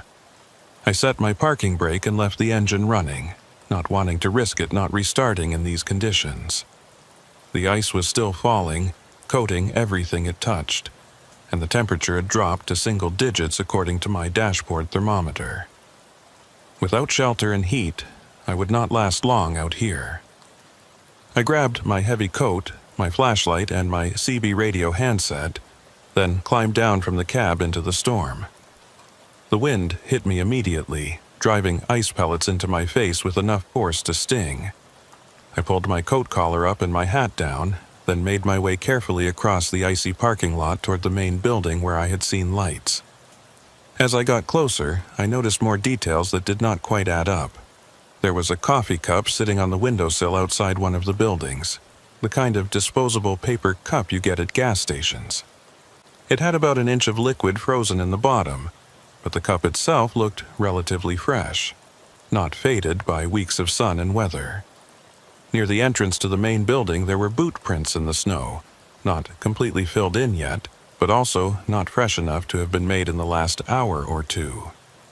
The door to the main building was unlocked, which was both encouraging and slightly unsettling. I pushed it open and stepped into a small entry area that opened into what looked like a combination office and break room. The heat hit me immediately, a blast of warm air that felt incredible after the freezing conditions outside. The generator I had heard was clearly powering heaters somewhere in the building, maintaining a temperature that was probably around 60 degrees. "Hello?" I called out, my voice echoing slightly in the empty space. "Is anyone here? I'm a commercial driver, got caught in the ice storm, looking for shelter and maybe a phone." No response. I walked further into the building, my boots leaving wet tracks on the linoleum floor. The office area had desks and filing cabinets that looked like they dated from the 80s, covered with a light layer of dust, but not the thick accumulation you would expect from years of abandonment. There was a coffee maker on a counter in the break room area, and when I touched it, I found it was still slightly warm. On one of the desks I found a clipboard with what looked like a vehicle inspection log. The top sheet had entries from earlier today, though the handwriting was difficult to read, and the format was outdated compared to modern DOT paperwork.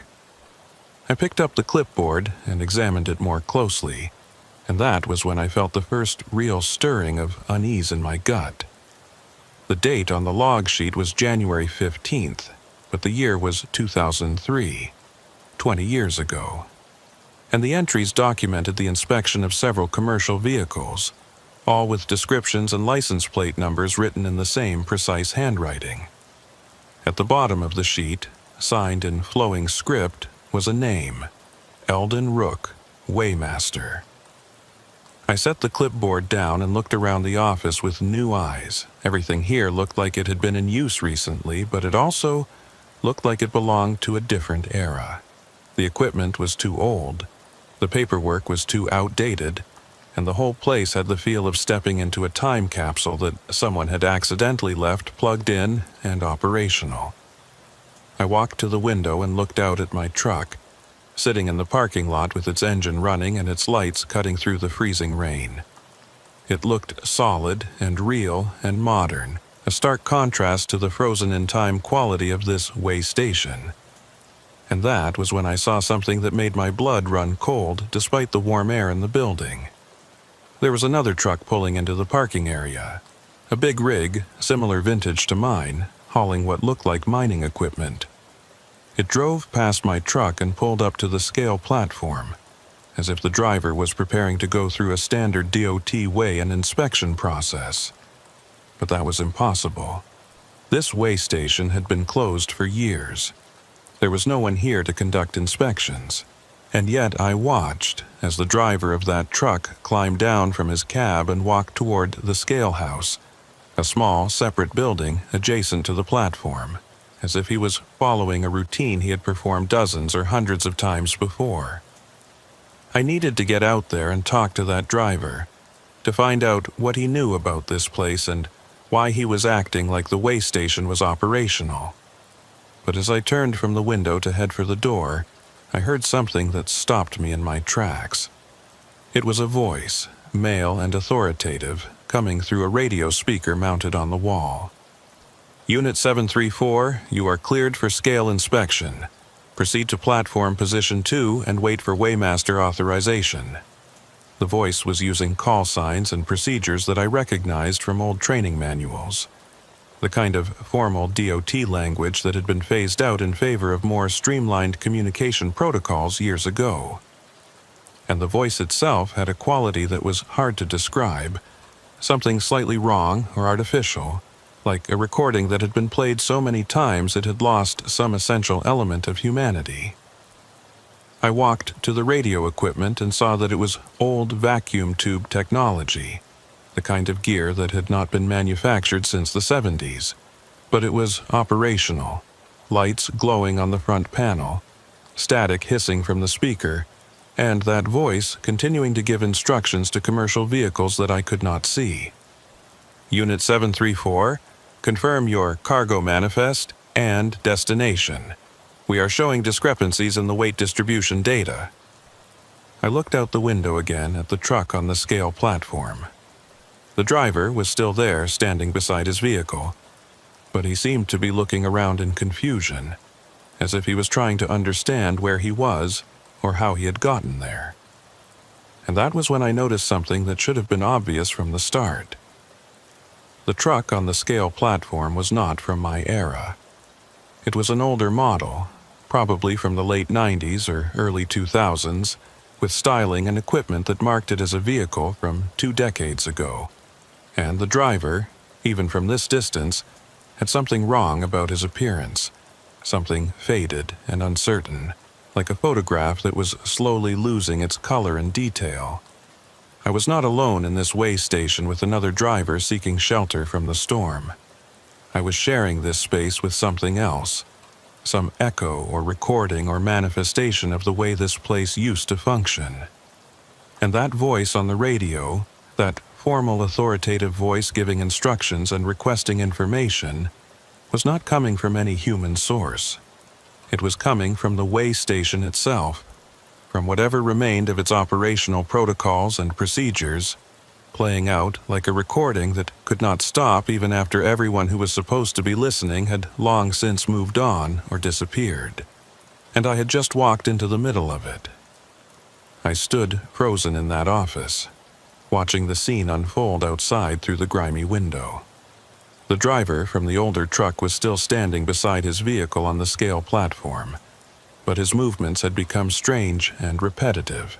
He would look down at a clipboard in his hands, then up at the scale house, then down at the clipboard again, following the same pattern over and over like a looped video recording.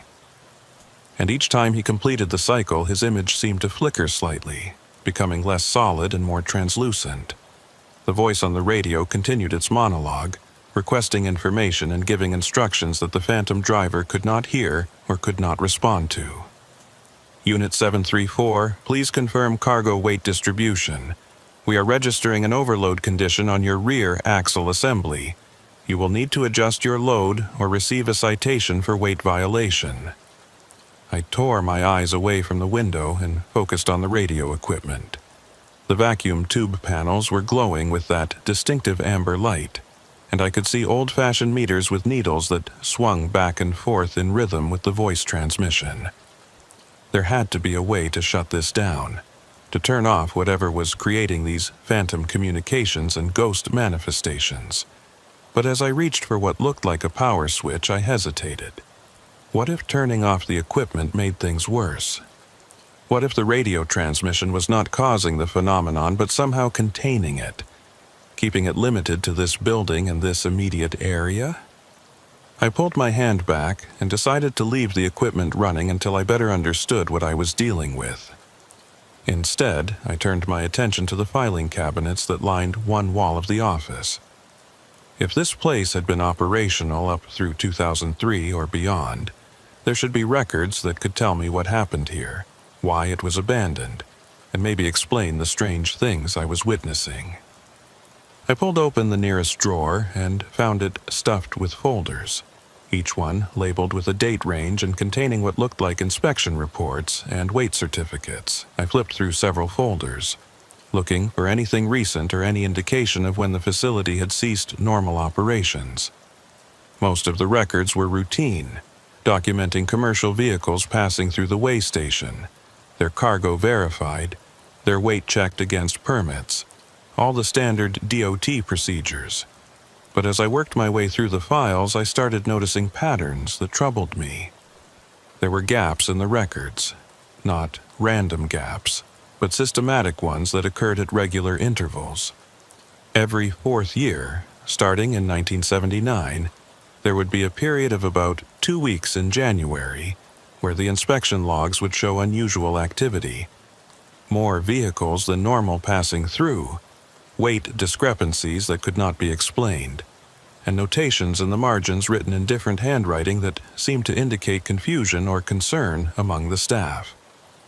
I pulled out a folder labeled January 1991 and found a thick stack of reports marked with red stamps saying, "Anomaly, requires review." The inspection logs from that month showed dozens of vehicles that had been weighed and processed, but when I looked closely at the details, nothing made sense. The same license plate numbers appeared on multiple days, sometimes on the same day at different times. Vehicle descriptions did not match the makes and models listed, and cargo weights varied wildly for trucks that were supposedly hauling the same loads through multiple inspections. At the bottom of the 91 folder, I found a handwritten memo on official DOT letterhead. The handwriting was shaky and difficult to read, but I could make out the gist of it. To Regional Supervisor DOT District 4, from Eldon Rook, Weighmaster Station 47. Date, January 23, 1991. Sir, I am formally requesting an investigation into the irregularities that have been occurring at this facility during the past 2 weeks. Equipment malfunctions cannot account for the data we are recording. I have personally witnessed vehicles passing through inspection that I know I inspected days earlier, but the drivers have no memory of previous stops. The scale readings are showing impossible weight variations. And most disturbing, I have seen the same truck with 3 different cargoes in a single afternoon. I have served at this station for 12 years, and I have never encountered anything like this. I am requesting either immediate technical support or temporary closure of the facility until we can determine what is causing these phenomena. The other staff members are becoming increasingly concerned, and our technician Hetty Larimer has reported equipment behavior that she cannot explain with normal mechanical or electrical failures. I await your response and guidance on how to proceed. The memo was signed in that same flowing script I had seen on the clipboard, Eldon Rook's signature clear and official. But there was no indication of what response, if any, he had received from his supervisors. I checked the subsequent folders looking for follow-up documentation, but the next file was labeled February 91 and showed a return to normal operations with no mention of the January anomalies. I pulled out more folders, jumping ahead 4 years at a time to see if the pattern continued. January 1995, same thing. Reports of irregularities, confused drivers, impossible weight readings, vehicles appearing multiple times. January 1999, even more documentation of strange occurrences, with additional memos from Eldon Rook requesting help and expressing growing alarm at what he was witnessing. And then January 2003, the last year with any substantial records in the filing cabinet. The 2003 folder was different from the others. It contained the usual inspection logs and weight certificates, but it also contained incident reports, what looked like internal investigation documents, and a series of photographs that had been paper-clipped to a manila envelope marked "Evidence, do not remove." I opened the envelope carefully and spread the photographs on the desk. They had been taken inside and around the way station, showing various pieces of equipment, the scale platform, the interior of the buildings. But what caught my attention were the photographs showing the parking area and access road. In several of them, I could see trucks that appeared to be semi-transparent, ghost images captured on film alongside solid, normal-looking vehicles. In one particularly disturbing photograph, I could see 3 different versions of what appeared to be the same truck occupying the same space, like a triple exposure but with slightly different positions and orientations. Underneath the photographs was a final report, typed on official DOT stationery and signed by someone named Hetty Larimer, station technician. The report was dated January 17, 2003, and the tone was professional, but carried an undercurrent of fear. Equipment Analysis Report, Way Station 47, submitted by Hetty Larimer, Senior Technician, Nate, January 17, 2003. After 2 weeks of continuous monitoring and testing, I have been unable to identify any conventional mechanical or electrical cause for the anomalies occurring at this facility.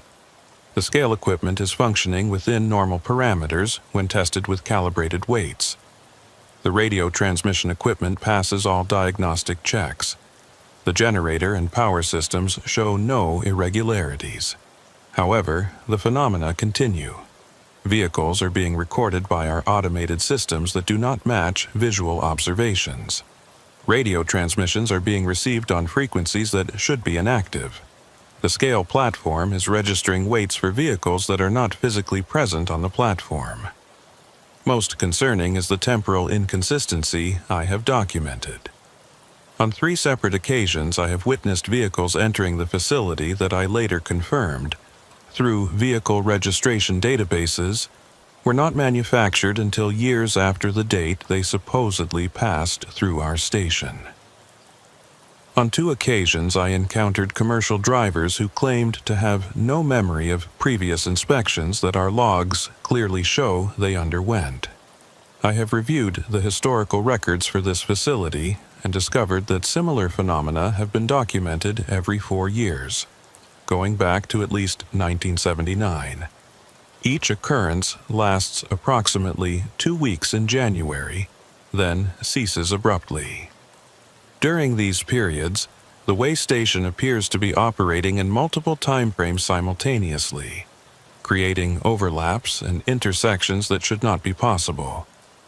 I am recommending immediate closure of this facility pending a full investigation by specialists with expertise in whatever is causing these occurrences. Waymaster Rook concurs with this recommendation. We cannot continue to operate a DOT inspection facility under these conditions. The report ended there, with Hetty Larimer's signature and a notation that copies had been sent to multiple levels of DOT administration. But there was nothing in the file indicating what response the report had received or what actions had been taken. I checked the remaining folders and found that they ended abruptly after January 2003. There were no records for February or any subsequent months. It was as if the way station had simply ceased to exist as far as official documentation was concerned. I sat down at the desk and tried to process what I was reading. This place had been experiencing temporal anomalies for decades, regular occurrences that happened every 4 years in January. Vehicles from different time periods appearing simultaneously, drivers with no memory of previous visits, equipment that recorded things that had not happened yet or were still happening from events years in the past. And now, here I was, in January of 2024, exactly 21 years after the last documented occurrence. 21 years, not 20, which meant I was not in the middle of a regular 4-year cycle, unless the cycle had continued even after the facility was officially closed. The voice on the radio suddenly changed, interrupting my thoughts. Instead of the formal DOT instructions, I heard something different. A woman's voice, tired and frustrated, speaking in a conversational tone that contrasted sharply with the official transmissions. "Eldon, are you seeing this? I have 3 trucks on the scale right now, but only 1 is showing up on the weight sensors. And I'm getting radio signals from vehicles that aren't even here yet. The frequency analyzer is showing transmissions from next week. This is getting worse." A male voice responded, and I recognized it as the same authoritative tone that had been giving the formal instructions earlier. But now, it sounded more human, less artificial. "I see it, Hetty. Same thing that happened in '99. It starts with the phantom readings. Then we start seeing the actual manifestations. By the end of the week, we'll have trucks from half a dozen different time periods all trying to use the facility at once. We need to shut down," Hetty's voice said. "This isn't safe. What if one of these drivers gets caught in a temporal overlap? What if they get stuck here permanently?" "I've been requesting shutdown authorization for days," Eldon's voice replied. "But the regional office isn't taking it seriously. They think we're reporting equipment malfunctions, not actual temporal phenomena. Until someone with authority shows up and sees this for themselves, we're stuck here trying to manage something that shouldn't be possible." The transmission faded back into static, and I realized I had been listening to a recording, or rather an echo of a conversation that had happened 21 years ago. Hetty Larimer and Eldon Rook, the technician and the weighmaster, discussing the same impossible situation I was witnessing now. They had been trapped here, trying to do their jobs while reality fractured around them, waiting for help that apparently never came. I stood up and walked to the window again. The phantom truck on the scale platform had vanished, but now there were 2 other vehicles in the parking area that I had not seen arrive. One was a flatbed hauling timber, old enough that it could have been from the 80s or 90s. The other was a tanker truck that looked more modern, maybe from the early 2000s. Neither vehicle had drivers visible, and both had that same slightly translucent quality I had noticed before, like images projected onto the physical space rather than solid objects occupying it. My own truck was still there, solid and real, its engine running and its lights cutting through the freezing rain. It looked out of place among these ghost vehicles, too modern and too concrete. And that gave me an idea. If I was witnessing echoes from the past, vehicles and events that had happened years ago but were somehow bleeding through into the present, then maybe my presence here was creating an echo that would bleed through into another time. Maybe someone in 2003 or 1999 or 91 could see my truck the same way I was seeing theirs. I grabbed my CB radio handset, the one I had brought in from my truck, and keyed it. "This is Nolan Priest, Misabi Freight, broadcasting on Channel 19. If anyone can hear this, I'm at the old way station on County Road 21. I'm caught in an ice storm and I need information about this facility. Does anyone copy?" Static was the only response at first, but then I heard something that made my skin crawl. My own voice, but distant and distorted, saying the exact same words I had just spoken. It was like hearing an echo, but one that was delayed by seconds rather than milliseconds. And underneath my repeated message, I could hear other voices, dozens of them, all broadcasting on the same channel, all calling for help or information, all trapped in this same location at different points in time. I released the transmit button, and the cascade of voices faded, leaving only the normal static of an empty channel. But I knew now with certainty what I was dealing with. This way station was not just abandoned. It was caught in some kind of temporal loop, replaying the same 2-week period every 4 years, pulling in drivers who passed by during those windows and trapping them in overlapping timelines that should not be able to coexist. The question was whether I could leave. My truck was still running, still functional, still connected to my present-day reality. But if I drove away from here, would I return to normal January 2024 conditions on County Road 21? Or would I find myself displaced in time, arriving at the Babbitt mine site 20 years too early or too late? A ghost driver in a ghost truck passing through a world that had moved on without me? I needed more information before I made any decisions. The filing cabinets had given me historical context, but I needed to understand the mechanism, the cause of these temporal anomalies. There had to be something that triggered the phenomena, some explanation for why it happened every 4 years, and why it centered on this specific location. I walked to the back of the building where I had seen another door, one that presumably led to the scale house or the generator room. If Hetty Larimer had been trying to document the equipment failures and temporal inconsistencies, she would have focused her investigation on the machinery itself. Maybe she had left notes or findings that would explain what was causing the way station to malfunction across time. The door opened into a maintenance area filled with electrical panels, tool benches, and spare parts. Everything was covered with dust except for one corner of the room where a workbench had been cleared and covered with papers, diagrams, and what looked like technical specifications. I walked over and examined the materials, recognizing Hetty Larimer's name on several of the documents. What I found there was both fascinating and terrifying. Hetty had not just been documenting equipment failures. She had been trying to understand the fundamental nature of what was happening at the way station. Her notes were filled with references to temporal mechanics, quantum uncertainty, and something she called chronological resonance.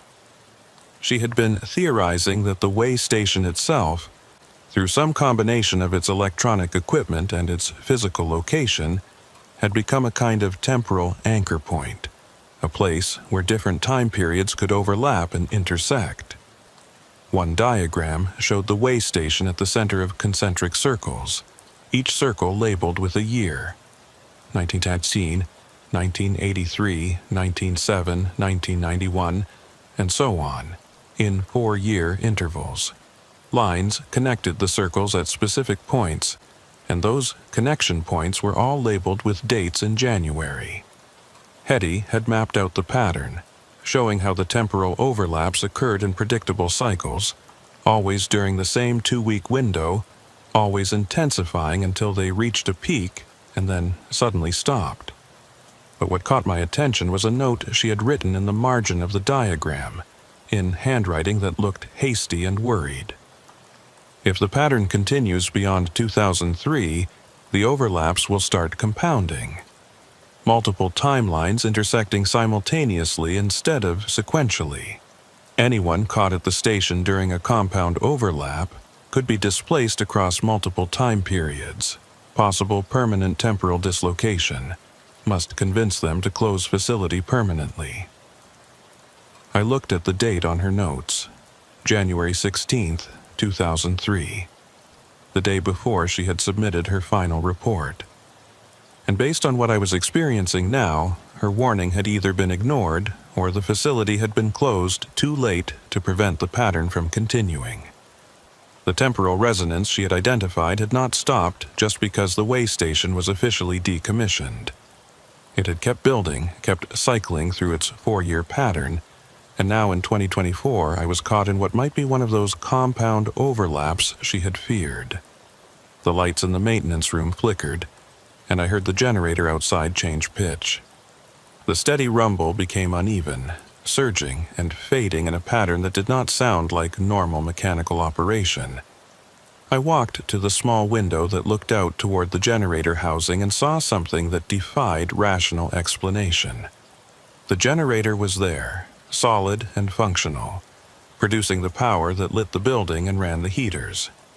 But overlapping it, occupying the same space, I could see other versions of the generator in different states of repair. One looked brand new, its housing pristine and unmarked. Another looked old and rusted, barely functional, and a third was partially disassembled, surrounded by tools and parts that flickered in and out of visibility. I was seeing the generator as it existed in multiple time periods simultaneously. And if I could see that, then the temporal overlap was intensifying. The compound effect Hetty Larimer had warned about was happening right now, pulling together not just 2 or 3 time periods, but potentially decades worth of overlapping realities. I needed to get back to my truck and make a decision about whether to stay or try to leave. But as I turned to head for the exit, the radio in the main office crackled to life again with a transmission that stopped me cold. It was Hetty Larimer's voice, but not the recorded conversation I had heard earlier. This was a direct transmission, speaking in real time, or at least what passed for real time in this fractured temporal space. "This is Hetty Larimer, station technician. If anyone is receiving this transmission, please respond. I am trapped in the maintenance bay. The temporal overlap has locked the doors and I cannot get out. The date here is January 17th, 2003. But I can see through the windows that it is not 2003 outside. I can see vehicles from different years. I can see the parking area as it looks in multiple time periods. Something has gone wrong with the containment." I grabbed the CB radio handset from the main office and responded without thinking. "Hetty, this is Nolan Priest. I'm at the way station right now. The year is 2024. I can hear you. Where exactly are you?" Static filled the radio for a long moment, and then her voice came back, tinged with confusion and hope. 2024. That is 21 years from my present. You are receiving this transmission across 2 decades of temporal displacement. How is that possible?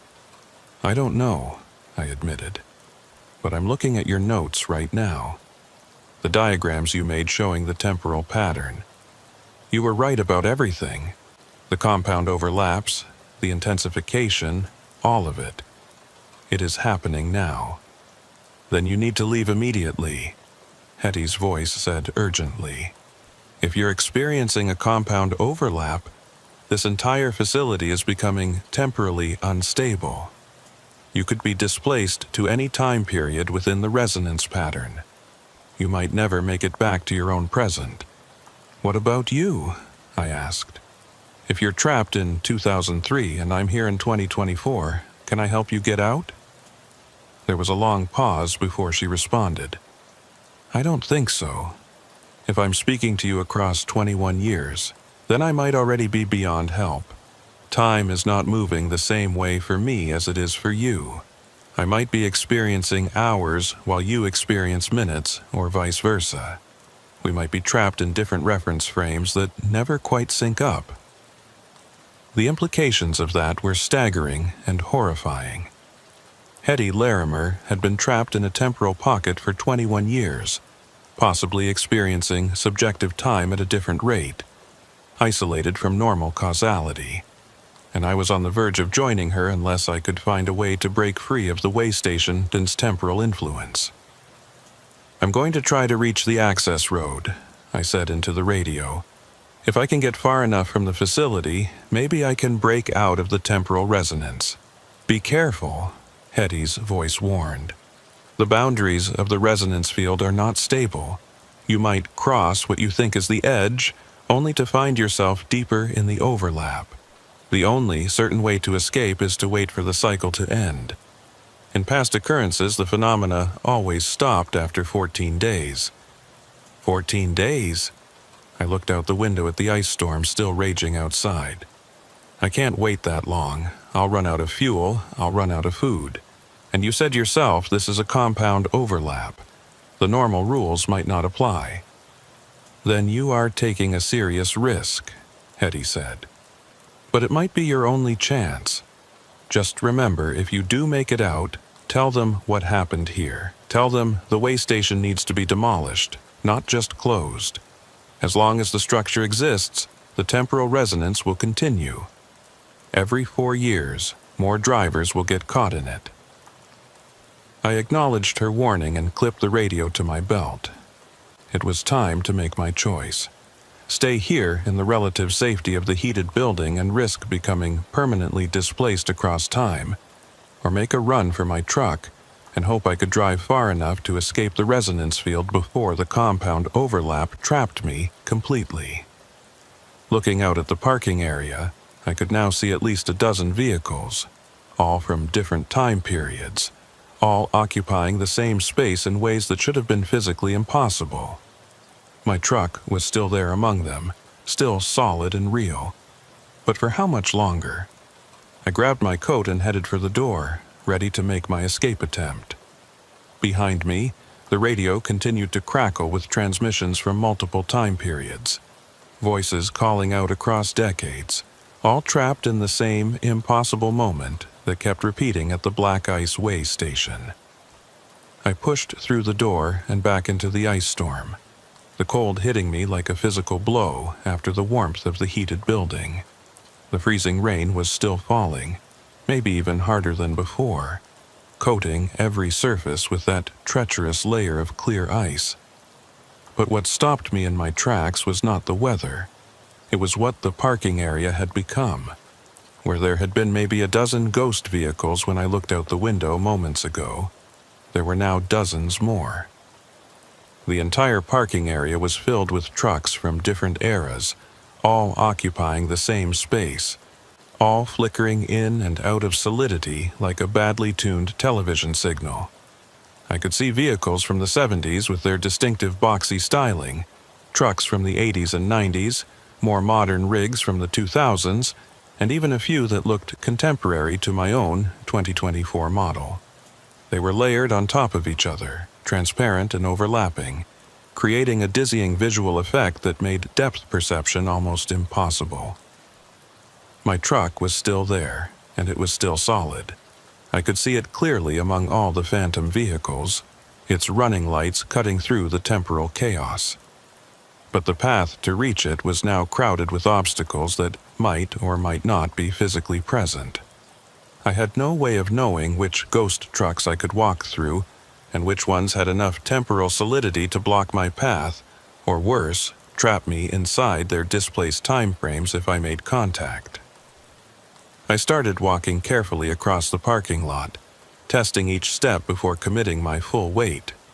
The ice beneath my feet was real enough, slick and treacherous, but the vehicles around me shifted and changed with each step I took. A flatbed hauling lumber would appear solid directly in front of me, forcing me to change direction, then fade to transparency as I approached, revealing a completely different truck behind it. Halfway to my own vehicle, I heard engines starting, not the sound of one or two trucks, but dozens of them, all firing up simultaneously in a cacophony that hurt my ears. The ghost vehicles around me were coming to life, responding to some command or schedule from their respective time periods.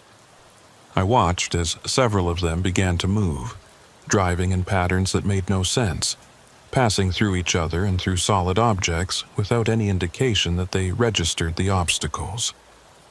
One truck, a tanker from what looked like the early 90s, drove directly toward me. I had maybe 3 seconds to decide whether to stand my ground, gambling that it was just a phantom that would pass harmlessly through me, or to dive out of the way and risk serious injury on the ice-covered ground. The truck's headlights were bright and solid-looking, its engine noise loud and real. At the last possible moment, I threw myself to the side. I hit the ground hard, my shoulder taking the brunt of the impact, and slid several feet across the ice. The tanker truck passed through the space where I had been standing, and I felt something as it went by. Not a physical impact, but a sensation of wrongness, like walking through a cold spot in a warm room, or touching something that should be one temperature but feels like another. The truck's displaced timeline brushed against mine, and for just a fraction of a second, I saw through the driver's window into the cab. There was someone behind the wheel. A man, maybe 40 years old, with a confused expression on his face. He was looking around as if trying to figure out where he was, and his lips were moving like he was speaking or calling out for help. Then the truck was past me and fading back into translucency, and the driver's desperate face disappeared along with it. I struggled to my feet, my shoulder aching from the fall, and continued toward my truck more cautiously. The CB radio clipped to my belt crackled continuously now, picking up dozens of overlapping transmissions. I heard Hetty Larimer's voice occasionally, still trapped in her 2003 temporal pocket, calling out warnings and technical information. I heard Eldon Rook giving official way station instructions from various years, his formal tone unchanged across decades. And underneath it all, I heard other drivers, other voices, all confused and frightened, all trying to understand what was happening to them. This is Gerald Paxton, hauling iron ore to the processing facility. I just stopped at the way station for inspection, but everything looks wrong. The equipment is too old. The staff is wearing uniforms from 20 years ago. Can anyone tell me what's happening? This is Marcus Tolliver, refrigerated transport. I'm at some kind of inspection facility, but I can't find any staff. There are other trucks here, but no drivers, and my GPS is showing impossible coordinates. Is anyone receiving this? This is Sandra Brightwell, logging truck en route to International Falls. I stopped here in 2007 for routine inspection, and now I can't leave. Every time I drive toward the exit, I end up back at the scale platform. It's like the roads are looping. Someone please help me. The voices went on and on. A catalog of drivers who had been pulled into the way station's temporal resonance over the decades. Some of them sounded recent, their confusion fresh and immediate. Others sounded distant and hollow, as if they were calling out across vast expanses of time that had stretched and distorted their voices beyond recognition. All of them were trapped, caught in the same impossible situation that I was now fighting to escape. I reached my truck and grabbed the door handle, feeling the solid metal beneath my gloved hand. This was real. This was my present, my timeline, my vehicle. I pulled the door open and climbed into the cab, grateful for the familiar surroundings and the steady rumble of my own engine. Inside the cab, the temporal chaos outside seemed slightly muted, as if my truck's physical integrity created a small bubble of normal causality. I checked my fuel gauge and felt my stomach drop. It showed less than a quarter tank now, which was impossible. I had been idling for maybe an hour, which should have consumed only a small fraction of my fuel supply. But somehow, I had burned through more than half a tank. Time might be fractured outside, but it was apparently running at different rates in different places, and my fuel consumption was responding to some accelerated timeline that did not match my subjective experience. I grabbed my CB microphone and tried one more time to raise someone, anyone, from my own time period. This is Nolan Priest, Masabi Freight, broadcasting from the old way station on County Road 21. I'm experiencing severe temporal anomalies and attempting to evacuate the area. If anyone from 2024 can hear this, please respond. Static and overlapping ghost voices were the only response. I was cut off from my present, surrounded by echoes from the past and possibly the future. But I still had my truck. I still had fuel, and I still had a chance to drive out of this temporal trap before it claimed me permanently. I put the truck in gear and started moving, navigating carefully through the maze of phantom vehicles that crowded the parking area. Several times I had to stop and wait as ghost trucks drove across my path, their displaced forms passing through my vehicle with that same cold, wrong sensation I had felt when the tanker nearly hit me. Each time it happened, I felt a pull, like something was trying to drag me out of my timeline and into theirs. The access road leading back to County Road 21 should have been directly ahead, a clear path out of the facility, but as I drove toward where I knew the exit was located, the landscape seemed to shift and change. The tree line moved, the buildings rearranged themselves, and the road I was following curved in directions that did not match my memory. I was experiencing what Sandra Brightwell had described, the way station's temporal resonance creating loops and distortions in physical space that made escape impossible. I tried a different approach, turning right instead of left, following what looked like a service road that ran behind the maintenance building. This path was narrower and less maintained, but it seemed to lead away from the main facility. I followed it for maybe 200 yards, my truck bouncing over rough ground, and then I saw something that made me slam on the brakes. There was another truck ahead of me, parked perpendicular across the service road, completely blocking my path. It was an older model, probably from the late 80s, and it looked solid enough to be physically present rather than a temporal ghost. As I sat there with my engine idling, trying to decide whether to attempt going around it or backing up and finding another route, I saw movement in the other truck's cab. Someone was in there. A driver slumped over the steering wheel, not moving. I could not tell if they were unconscious, sleeping, or worse. But they were the first apparently solid human being I had seen since arriving at this facility besides the phantom manifestations from other time periods. I grabbed my flashlight, left my engine running, and climbed down from my cab. The freezing rain had not let up, and the ice coating everything was now at least a quarter-inch thick. I made my way carefully to the other truck and knocked on the driver's side window. No response. I knocked harder and called out, "Hey, are you okay in there? Can you hear me?" The figure behind the wheel stirred slightly, and I felt a wave of relief that they were alive. I tried the door handle and found it unlocked. The door opened with the creak of frozen metal, and I shone my flashlight into the cab. The driver was a man, probably in his 50s, wearing a heavy winter coat and a knit cap.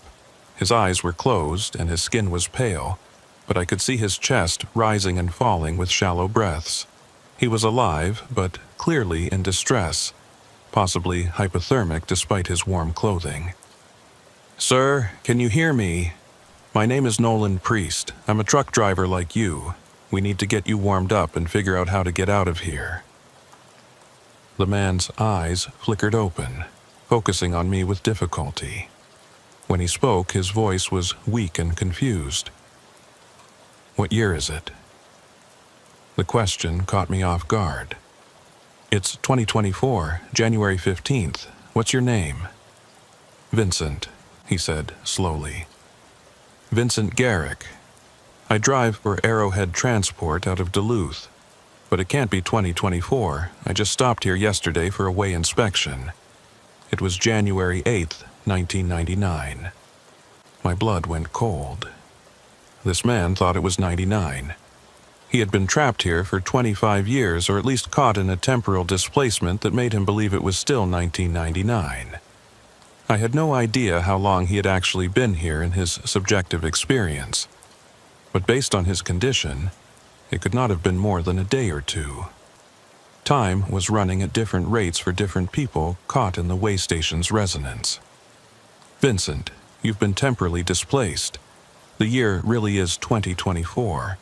This facility has been causing temporal anomalies for decades, trapping drivers in different time frames. I'm trying to get out of here, and you need to come with me." He looked at me with eyes that were struggling to focus. "Temporally displaced? That doesn't make any sense. I just stopped for an inspection. Eldon Rook was the weighmaster on duty. He told me to park here while he checked my cargo manifest. I was only supposed to wait a few minutes." "How long have you been waiting?" I asked, though I was afraid of the answer. Vincent thought about it, his face scrunching with the effort of concentration. "I'm not sure. My watch stopped working. My phone died. I tried to start my truck and leave, but the engine wouldn't turn over. I've been sitting here trying to stay warm, waiting for someone to come help me. How long has it been?" I did not know how to answer that question. For Vincent, subjectively, it might have been hours or days. But objectively, according to the calendar, he had been missing for a quarter century. His family would have long since given up hope of finding him. He would have been declared dead, his affairs settled, his life moved on without him. And now here he was, barely aged, displaced from 99 into 2024 by forces neither of us understood. "We need to go," I said, helping him out of his cab. "My truck is still running. If we can get far enough from the facility, maybe we can break out of the temporal resonance field."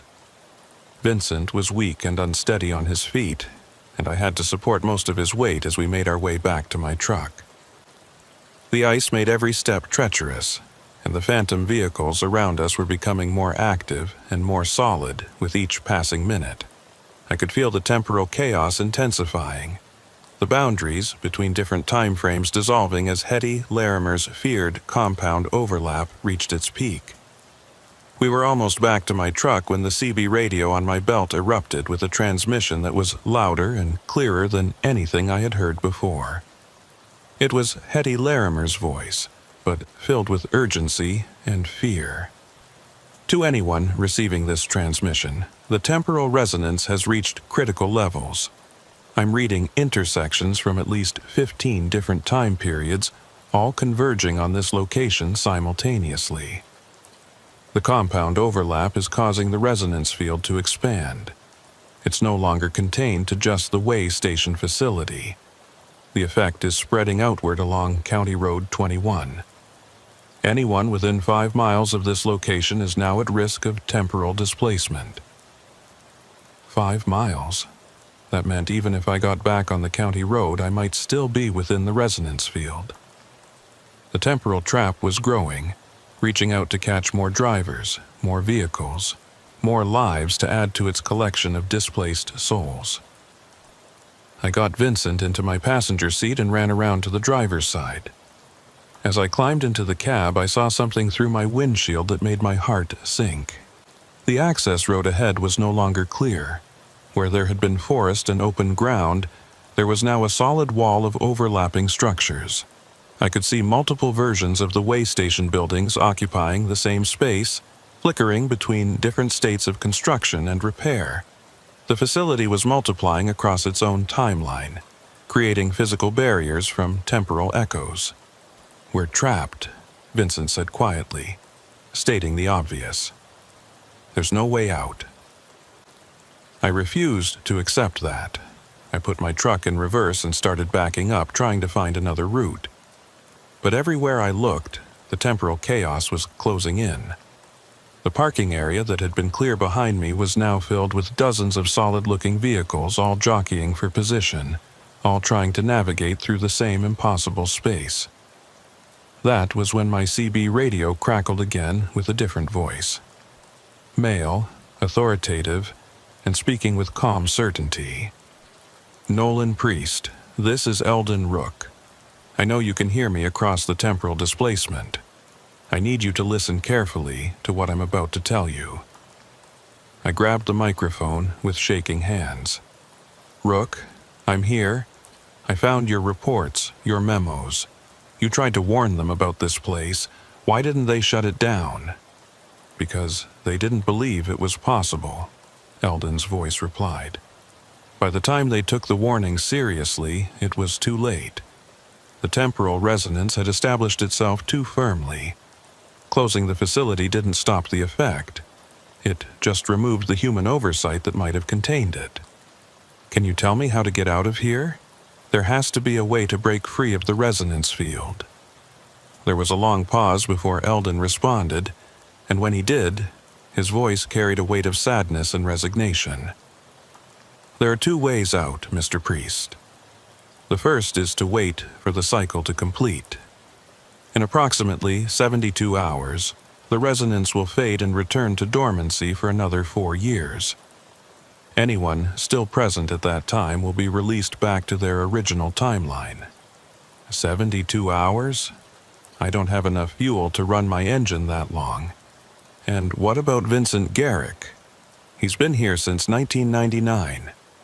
If he gets released back to his original timeline, he'll still be trapped in the past." "That's correct," Eldon said. "Temporal displacement is not reversible through the natural cycle completion. Those who have been displaced across years will remain displaced when the resonance fades. The second way out is more dangerous, but offers the possibility of returning to your correct timeline." "What is it?" "The temporal resonance emanates from a specific point source within the facility. Hetty Larimer identified it during her final investigation in 2003. It's located in the basement level of the main building, in what used to be the electrical substation. If you can reach that location and disrupt the source, you might be able to collapse the resonance field entirely." "Might?" I did not like the uncertainty in that word. "The resonance has been building for over 40 years, Eldon explained. Collapsing it suddenly could cause a temporal shockwave that would affect everyone caught in the field. You might be returned to your proper timeline. You might be scattered across multiple time frames. Or you might cease to exist entirely, erased from causality as the timeline reorganizes itself without the artificial intersection point." I looked at Vincent slumped in my passenger seat, at the temporal chaos outside my windshield, at my fuel gauge showing less than a quarter tank. 3 terrible options, and I had to choose quickly before the decision was taken away from me. "If I try to disrupt the resonance source," I said into the radio, "what exactly do I need to do?"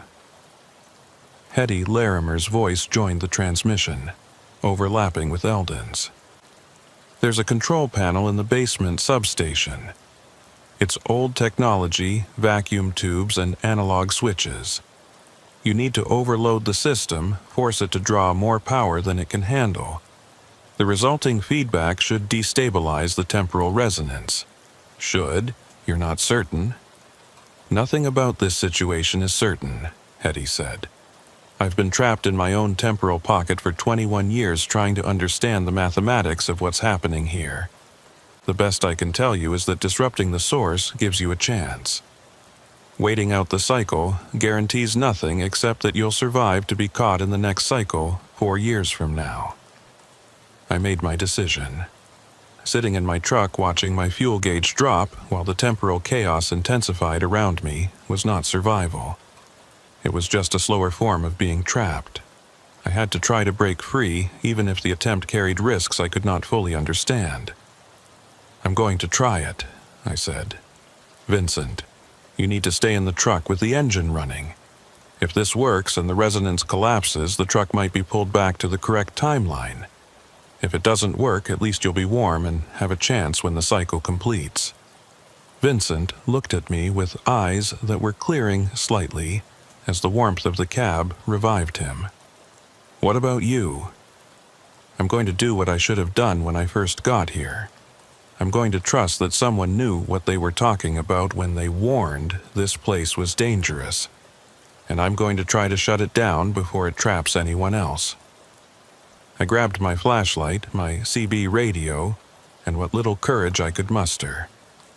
Then I opened my door and stepped back out into the temporal storm, heading toward the main building and whatever source of impossible power was waiting in its basement. Behind me, Vincent called out one last question. "If this doesn't work, if you don't make it back, what should I tell people? What should I say about what happened here?" I looked back at him through the freezing rain and the flickering ghost trucks that filled the air between us. Tell them the truth. Tell them that some places remember things they shouldn't. Tell them that time doesn't always move forward in straight lines. And tell them that when the signs say a way station is closed, there's usually a very good reason why. Then I turned and walked toward the building, ready to confront whatever temporal nightmare was waiting in its depths. The journey from my truck to the main building should have taken 30 seconds. It took me nearly 10 minutes, navigating through a landscape that kept rearranging itself with each step. The parking lot expanded and contracted. distances stretching and compressing as different temporal layers fought for dominance over the same physical space. I watched the main building shift between at least 4 different states of repair, flickering from newly constructed to weathered to partially demolished and back again. The phantom vehicles were everywhere now, and many of them had drivers.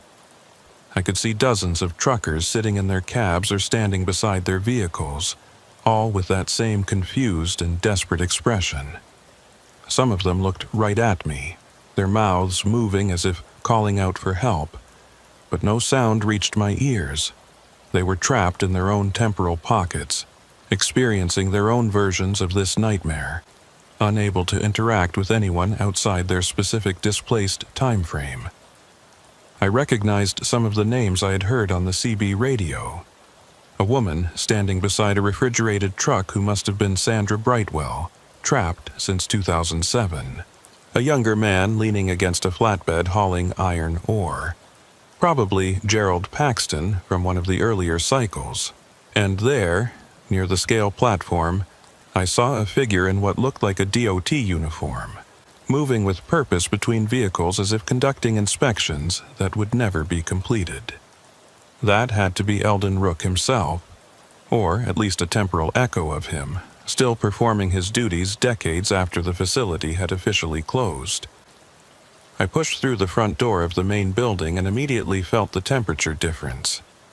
It was not just warm anymore. It was hot, oppressively so. The heaters must have been running at maximum capacity across multiple time frames simultaneously, creating a compound effect that made the interior feel like a furnace.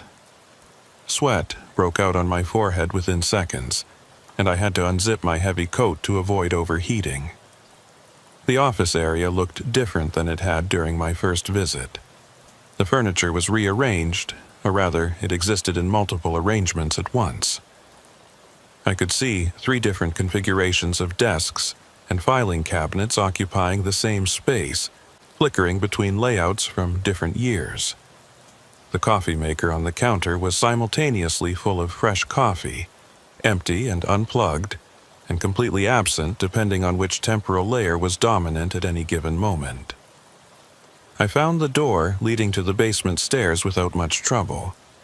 It was marked with a faded sign that said "Electrical, authorized personnel only."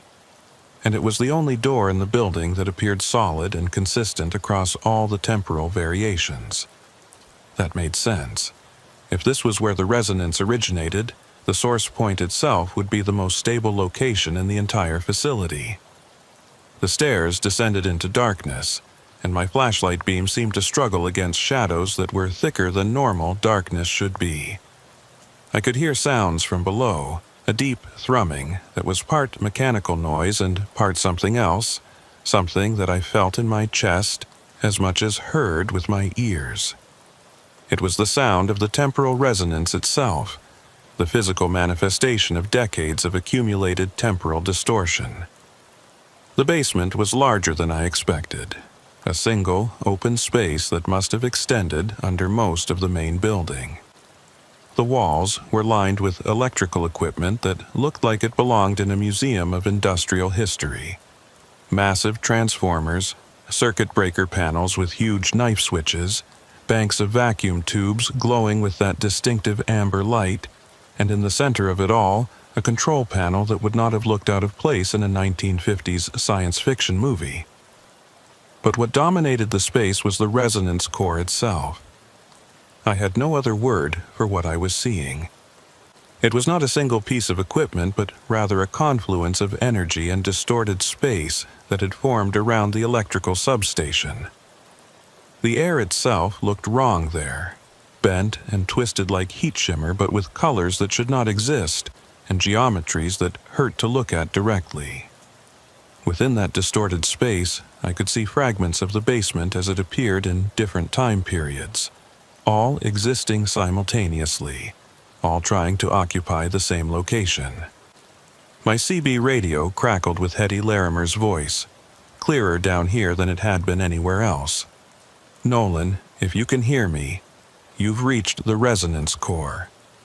What you're seeing is the accumulated result of 45 years of temporal intersection. Every 4-year cycle adds another layer of distortion. By now, the core has become a fixed point in space-time that exists across multiple decades at once. I keyed my radio. "I'm here, Hetty, but I'm not seeing any obvious way to overload this system. There are too many controls, too many pieces of equipment. I don't know what I'm supposed to do." "Look for the master power distribution panel," she instructed. "It should be on the east wall, a gray metal cabinet about 6 feet tall. Inside are the main circuit breakers for the entire facility. You need to close all of them simultaneously, force the system to draw maximum power from every temporal layer at once." I found the panel she described and pulled it open. Inside were rows of heavy-duty breakers, each one labeled with faded handwriting indicating what circuit it controlled. Most of them were in the off position, which made sense for a facility that had been officially decommissioned, but a few were still engaged, providing power to the generator and the equipment that had been running when I arrived. "Hetty, won't closing all these breakers just restart the facility at full capacity? How does that collapse the resonance?" Her response carried a note of grim determination. "The resonance core is drawing power from multiple time frames. When you close those breakers, you'll be demanding power from every temporal layer simultaneously. The electrical grid can't support that kind of load across time. Something has to give, and when it does, the feedback should destabilize the temporal intersection." "Should," I noted again. "What happens if it doesn't work? Then you'll likely be at ground zero when approximately 45 years' worth of accumulated electrical load discharges all at once. The resulting explosion probably won't kill you because you'll be temporarily displaced before the physical blast wave reaches you. But where or when you'll end up is impossible to predict." I looked at the rows of breakers, at the glowing resonance core beyond them, at the impossible geometries of distorted space-time that filled the basement. I thought about Vincent Garrick sitting in my truck, displaced from 99 and unable to get home to his own time. I thought about Hetty Larimer, trapped in 2003 for 21 years. I thought about all the other drivers whose voices I had heard on the CB radio, all caught in the way station's temporal trap, with no way out except to wait for a cycle that might never fully release them. "I'm doing it," I said. "If this is the only way to break the resonance, then it has to be done." "Nolan, wait." It was Eldon Rook's voice now, joining the transmission. "You need to understand what you're about to do. Collapsing the resonance won't just affect the people currently trapped here. It will affect everyone who has ever been caught in the temporal cycles. All of us exist in a state of quantum uncertainty, our timelines suspended and overlapping. When you collapse that state, causality will have to resolve itself. Some of us might return to our proper places in time. Some of us might never have existed at all. You could be erasing decades of lives and memories." I stood with my hand on the first breaker, considering his words. He was right. I had no way of knowing what collapsing the resonance would do to all the people who had been displaced by it. But I did know what would happen if I did nothing. The resonance would continue to grow, the compound overlaps would intensify, and more drivers would be pulled into this temporal nightmare every 4 years forever. "I'm sorry, Eldon," I said quietly, "but this has to end. It should have ended decades ago when you first warned them about the anomalies. Maybe if I had been in your position, I would have found a different solution. But right now, this is the only option I can see." I started closing breakers, working my way down the rows, engaging each circuit one after another. With each breaker I closed, I could hear the electrical systems coming to life, humming and buzzing with increasing intensity. The lights in the basement grew brighter. The vacuum tubes glowed hotter, and the thrumming sound from the resonance core increased in volume and pitch. When I closed the 5th breaker, the temporal distortions became visible as more than just bent air. I could see actual cracks forming in reality, dark lines that spread across the basement walls like fractures in glass. Through those cracks, I caught glimpses of the basement as it existed in other time periods. I saw Hetty Larimer working at a diagnostic station in 2003, her face tight with concentration. I saw Eldon Rook descending these same stairs in '91, carrying a clipboard and looking worried. I saw workers in older uniforms from the 70s and 80s, all of them moving through their routines, unaware that they were being observed across decades of separation. The 10th breaker brought a cascade of electrical arcing across the vacuum tube banks. Blue-white lightning jumped between components, and the smell of ozone filled the air. The temperature in the basement spiked even higher, and I could feel my skin beginning to burn from the radiant heat.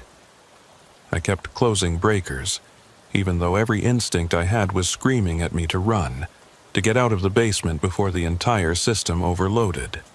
Breaker 15 caused the resonance core to pulse violently, expanding outward in a wave of distorted space-time that passed through me like cold water.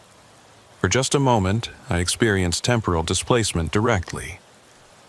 I was simultaneously standing in the basement in 2024, climbing down the stairs in 2003, and not present at all in 1979, when the facility was newly constructed. My consciousness existed in all three states at once, and the sensation was so disorienting that I nearly lost my balance and fell. "Nolan, you're almost there!" Hetty's voice came through my radio, distorted and breaking up. "Just a few more breakers. The resonance is destabilizing. I can see the mathematical patterns collapsing." I reached for breaker 18, one of the last large switches in the panel. My hand was shaking from the heat and the temporal distortion, and it took 3 tries to get a solid grip on the handle. When I finally pulled it closed, the entire basement was filled with a sound like reality itself screaming in protest. The resonance core exploded outward, not as a physical blast but as an expanding wave of temporal energy that swept through everything in its path. I saw the basement walls dissolve into a kaleidoscope of different time periods, all visible at once, all bleeding into each other. I saw myself standing at the breaker panel from a dozen different angles and time periods, each version slightly different, each one making the same choice to close that final switch. And then I saw what was at the center of the resonance core. Not equipment or machinery, but something else, a moment, frozen and repeated endlessly. It was January 15th, 1979. The day the way station had first gone operational. I could see the staff conducting their first vehicle inspection, running their equipment through its initial tests, everything new and functioning exactly as designed. But there had been a solar flare that day, a massive burst of electromagnetic radiation that had struck the Earth's magnetic field at precisely the moment the way station's electrical systems were energized for the first time. The combination of the facility's particular electromagnetic signature and the solar storm's energy had created a temporal resonance that locked that moment into a permanent loop. Every 4 years, when the solar cycle brought conditions similar to that first storm, the resonance would spike, pulling in anything nearby and adding it to the endless repetition of that inaugural day. I closed the last breaker. The effect was instantaneous and catastrophic. Every piece of electrical equipment in the basement overloaded simultaneously, drawing power from every temporal layer at once. The vacuum tubes shattered. The transformers exploded in showers of sparks, and the circuit breakers I had just closed immediately tripped open again, as the system tried desperately to protect itself from impossible electrical loads. But it was too late. The resonance core could not maintain itself against the feedback, and it collapsed inward like a star going supernova in reverse. All the accumulated temporal energy from 45 years of 4-year cycles imploded into a single point, and then exploded outward in a wave of causality correction that swept through the entire facility. I felt myself being pulled in multiple directions at once, my timeline fragmenting and then reassembling as the wave passed through me. For a subjective eternity that probably lasted less than a second, I existed in every time period the way station had ever touched. I saw myself as a child, as a teenager, as a young man learning to drive truck from my father. I saw myself in 2024, and in 2028, and in futures that had not happened yet. I saw timelines where I had never stopped at the way station, where I had driven past it in the ice storm and completed my delivery without incident, and then, with a sensation like being slapped awake from a deep sleep, I was back in my body, standing in the basement of the way station with the smell of burning insulation filling my lungs and the sound of collapsing electrical equipment ringing in my ears. The resonance core was gone. The temporal distortions had vanished. The basement was just a basement again, dark and full of destroyed equipment, but firmly anchored in a single timeline. I grabbed my flashlight from where I'd dropped it and swept the beam around the space.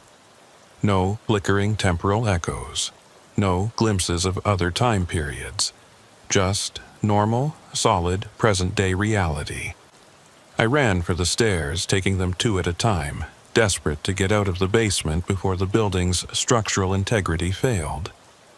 The main floor was in chaos, with furniture scattered and windows blown out by the energy discharge. But it was all solid and consistent. No temporal overlays, no ghost images from other years. Outside, the parking lot was nearly empty. The phantom vehicles were gone, dissolved along with the temporal resonance that had created them. My truck was still there, engine running, Vincent Garrick visible through the windshield. But as I ran toward it, I noticed something that made my heart sink. There were other trucks scattered around the parking area. Real, solid trucks, not temporal ghosts. And beside each one I could see drivers standing in confusion looking around as if they had just woken from a dream. I recognized some of them from the phantom images I had seen earlier. Sandra Brightwell was there, standing beside her refrigerated truck. Gerald Paxton was climbing down from his flatbed. And there, near the scale platform, was Eldon Rook himself, no longer a ghost or a radio voice, but a solid physical person in his Waymaster uniform. Collapsing the resonance had not erased the displaced people. It had released them, dropping them back into physical reality at the moment when the temporal trap finally broke. But they were not restored to their proper time periods. They were all here, now, in 2024. Displaced from their original timelines by years or decades. I reached my truck and pulled open the door. Vincent looked at me with wide eyes. What happened? There was this wave of something, like being underwater and coming up for air, and now, all these other drivers are appearing out of nowhere. The temporal resonance collapsed, I explained, climbing into the cab. Everyone who was trapped in the displaced time frames got dumped back into present-day reality. They're free of the trap, but they're not back in their own times. So I'm really in 2024? I can't go back to 1999? I shook my head. I don't think so. The timelines have resolved. You exist here now, in this present. You'll have to find a way to adjust to a world that moved on without you for 25 years. Vincent slumped in his seat, the implications sinking in. His family would be 25 years older. His job would be long gone. The world he remembered would be fundamentally different in ways he could not yet imagine. But he was alive, physically present, and no longer trapped in a temporal loop. It was not the happy ending he deserved, but it was better than the alternative. I put the truck in gear and started driving toward the access road, navigating around the confused drivers and their newly solidified vehicles. The ice storm was still raging, the freezing rain still falling, but the landscape no longer shifted and changed. County Road 21 was right where it should be, solid and navigable, leading back to normal roads and normal towns and a normal world that followed normal rules about how time worked. My CB radio crackled one final time with Hetty Larimer's voice, but clearer than I had ever heard it before. "Nolan, are you there? I'm in the maintenance building. The temporal pocket collapsed. I'm back in normal time. What year is it?" I grabbed the microphone with a shaking hand. "It's 2024, Hetty, January 15th. You've been displaced 21 years from your original timeline." There was a long silence, and then her voice came back, tinged with a mixture of relief and sorrow. 21 years. My daughter would be in her 30s now. My husband probably remarried. The world I knew is gone.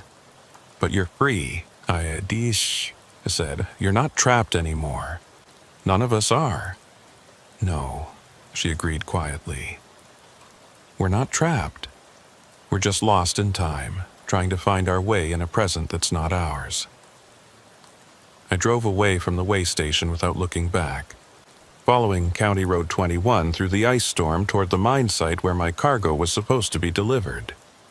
The delivery was hours late now, and I would have to explain the delay to my dispatcher, though I had no idea how to explain what had actually happened without sounding insane. Behind me, I could see other trucks beginning to follow. A convoy of temporarily displaced drivers trying to find their way back to roads they recognized and towns they remembered. Some of them would make it. Some of them would struggle to adapt to a world that had changed beyond recognition during their absence.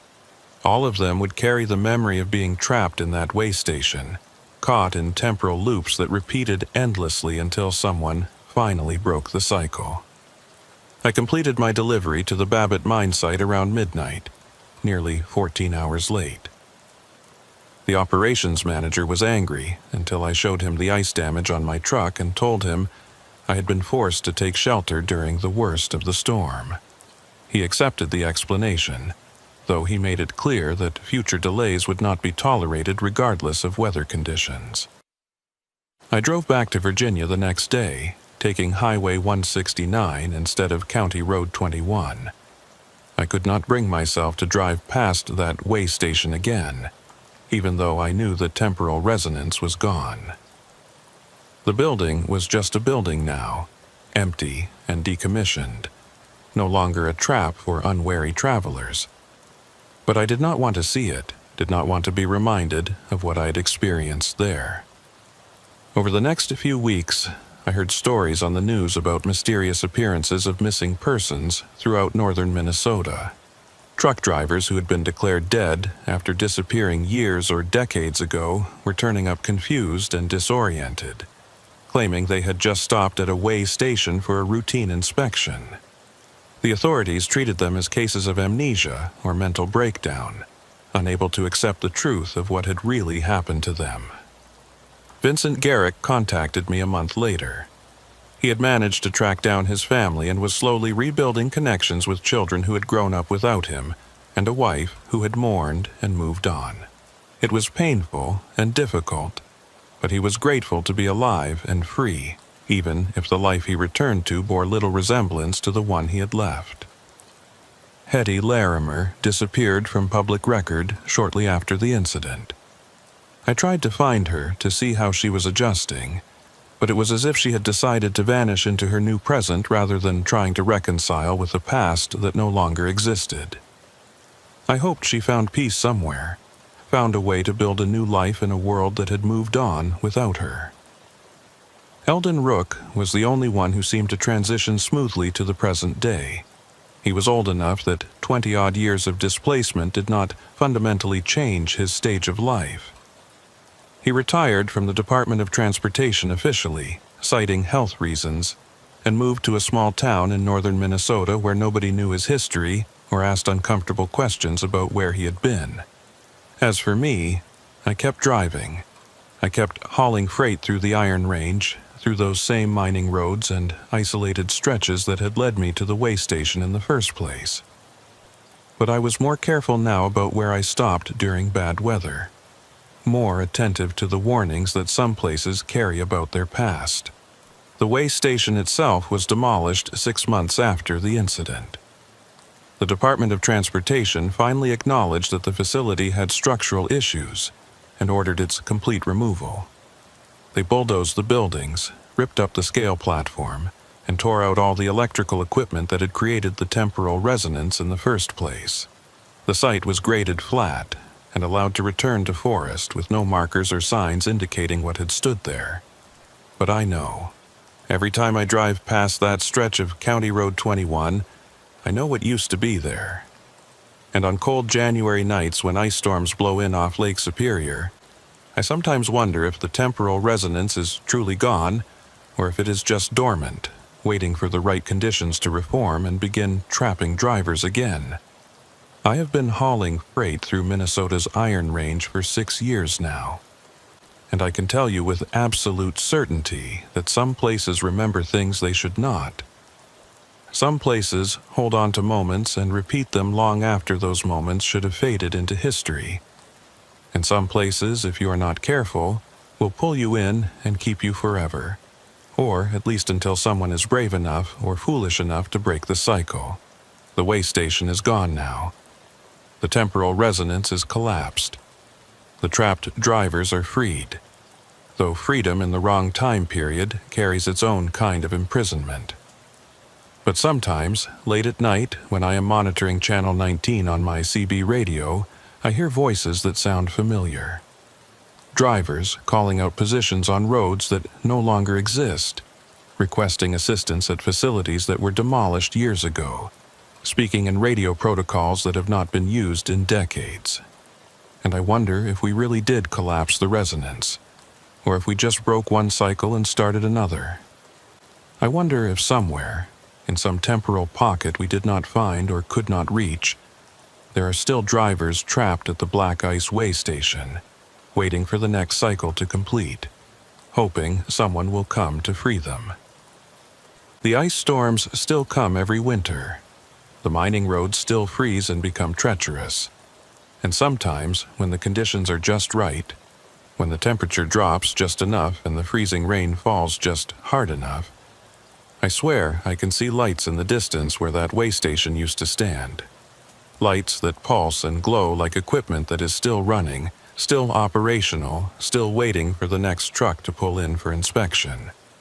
I do not stop to investigate.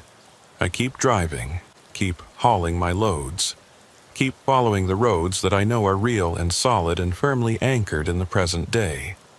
Because I learned at that way station that time is not as linear as we like to think. I learned that some places exist in multiple moments at once, and that the boundaries between past and present are thinner than we want to believe. And I learned that sometimes the only way to escape a trap is to spring it, even if you cannot be certain what will be released when you do.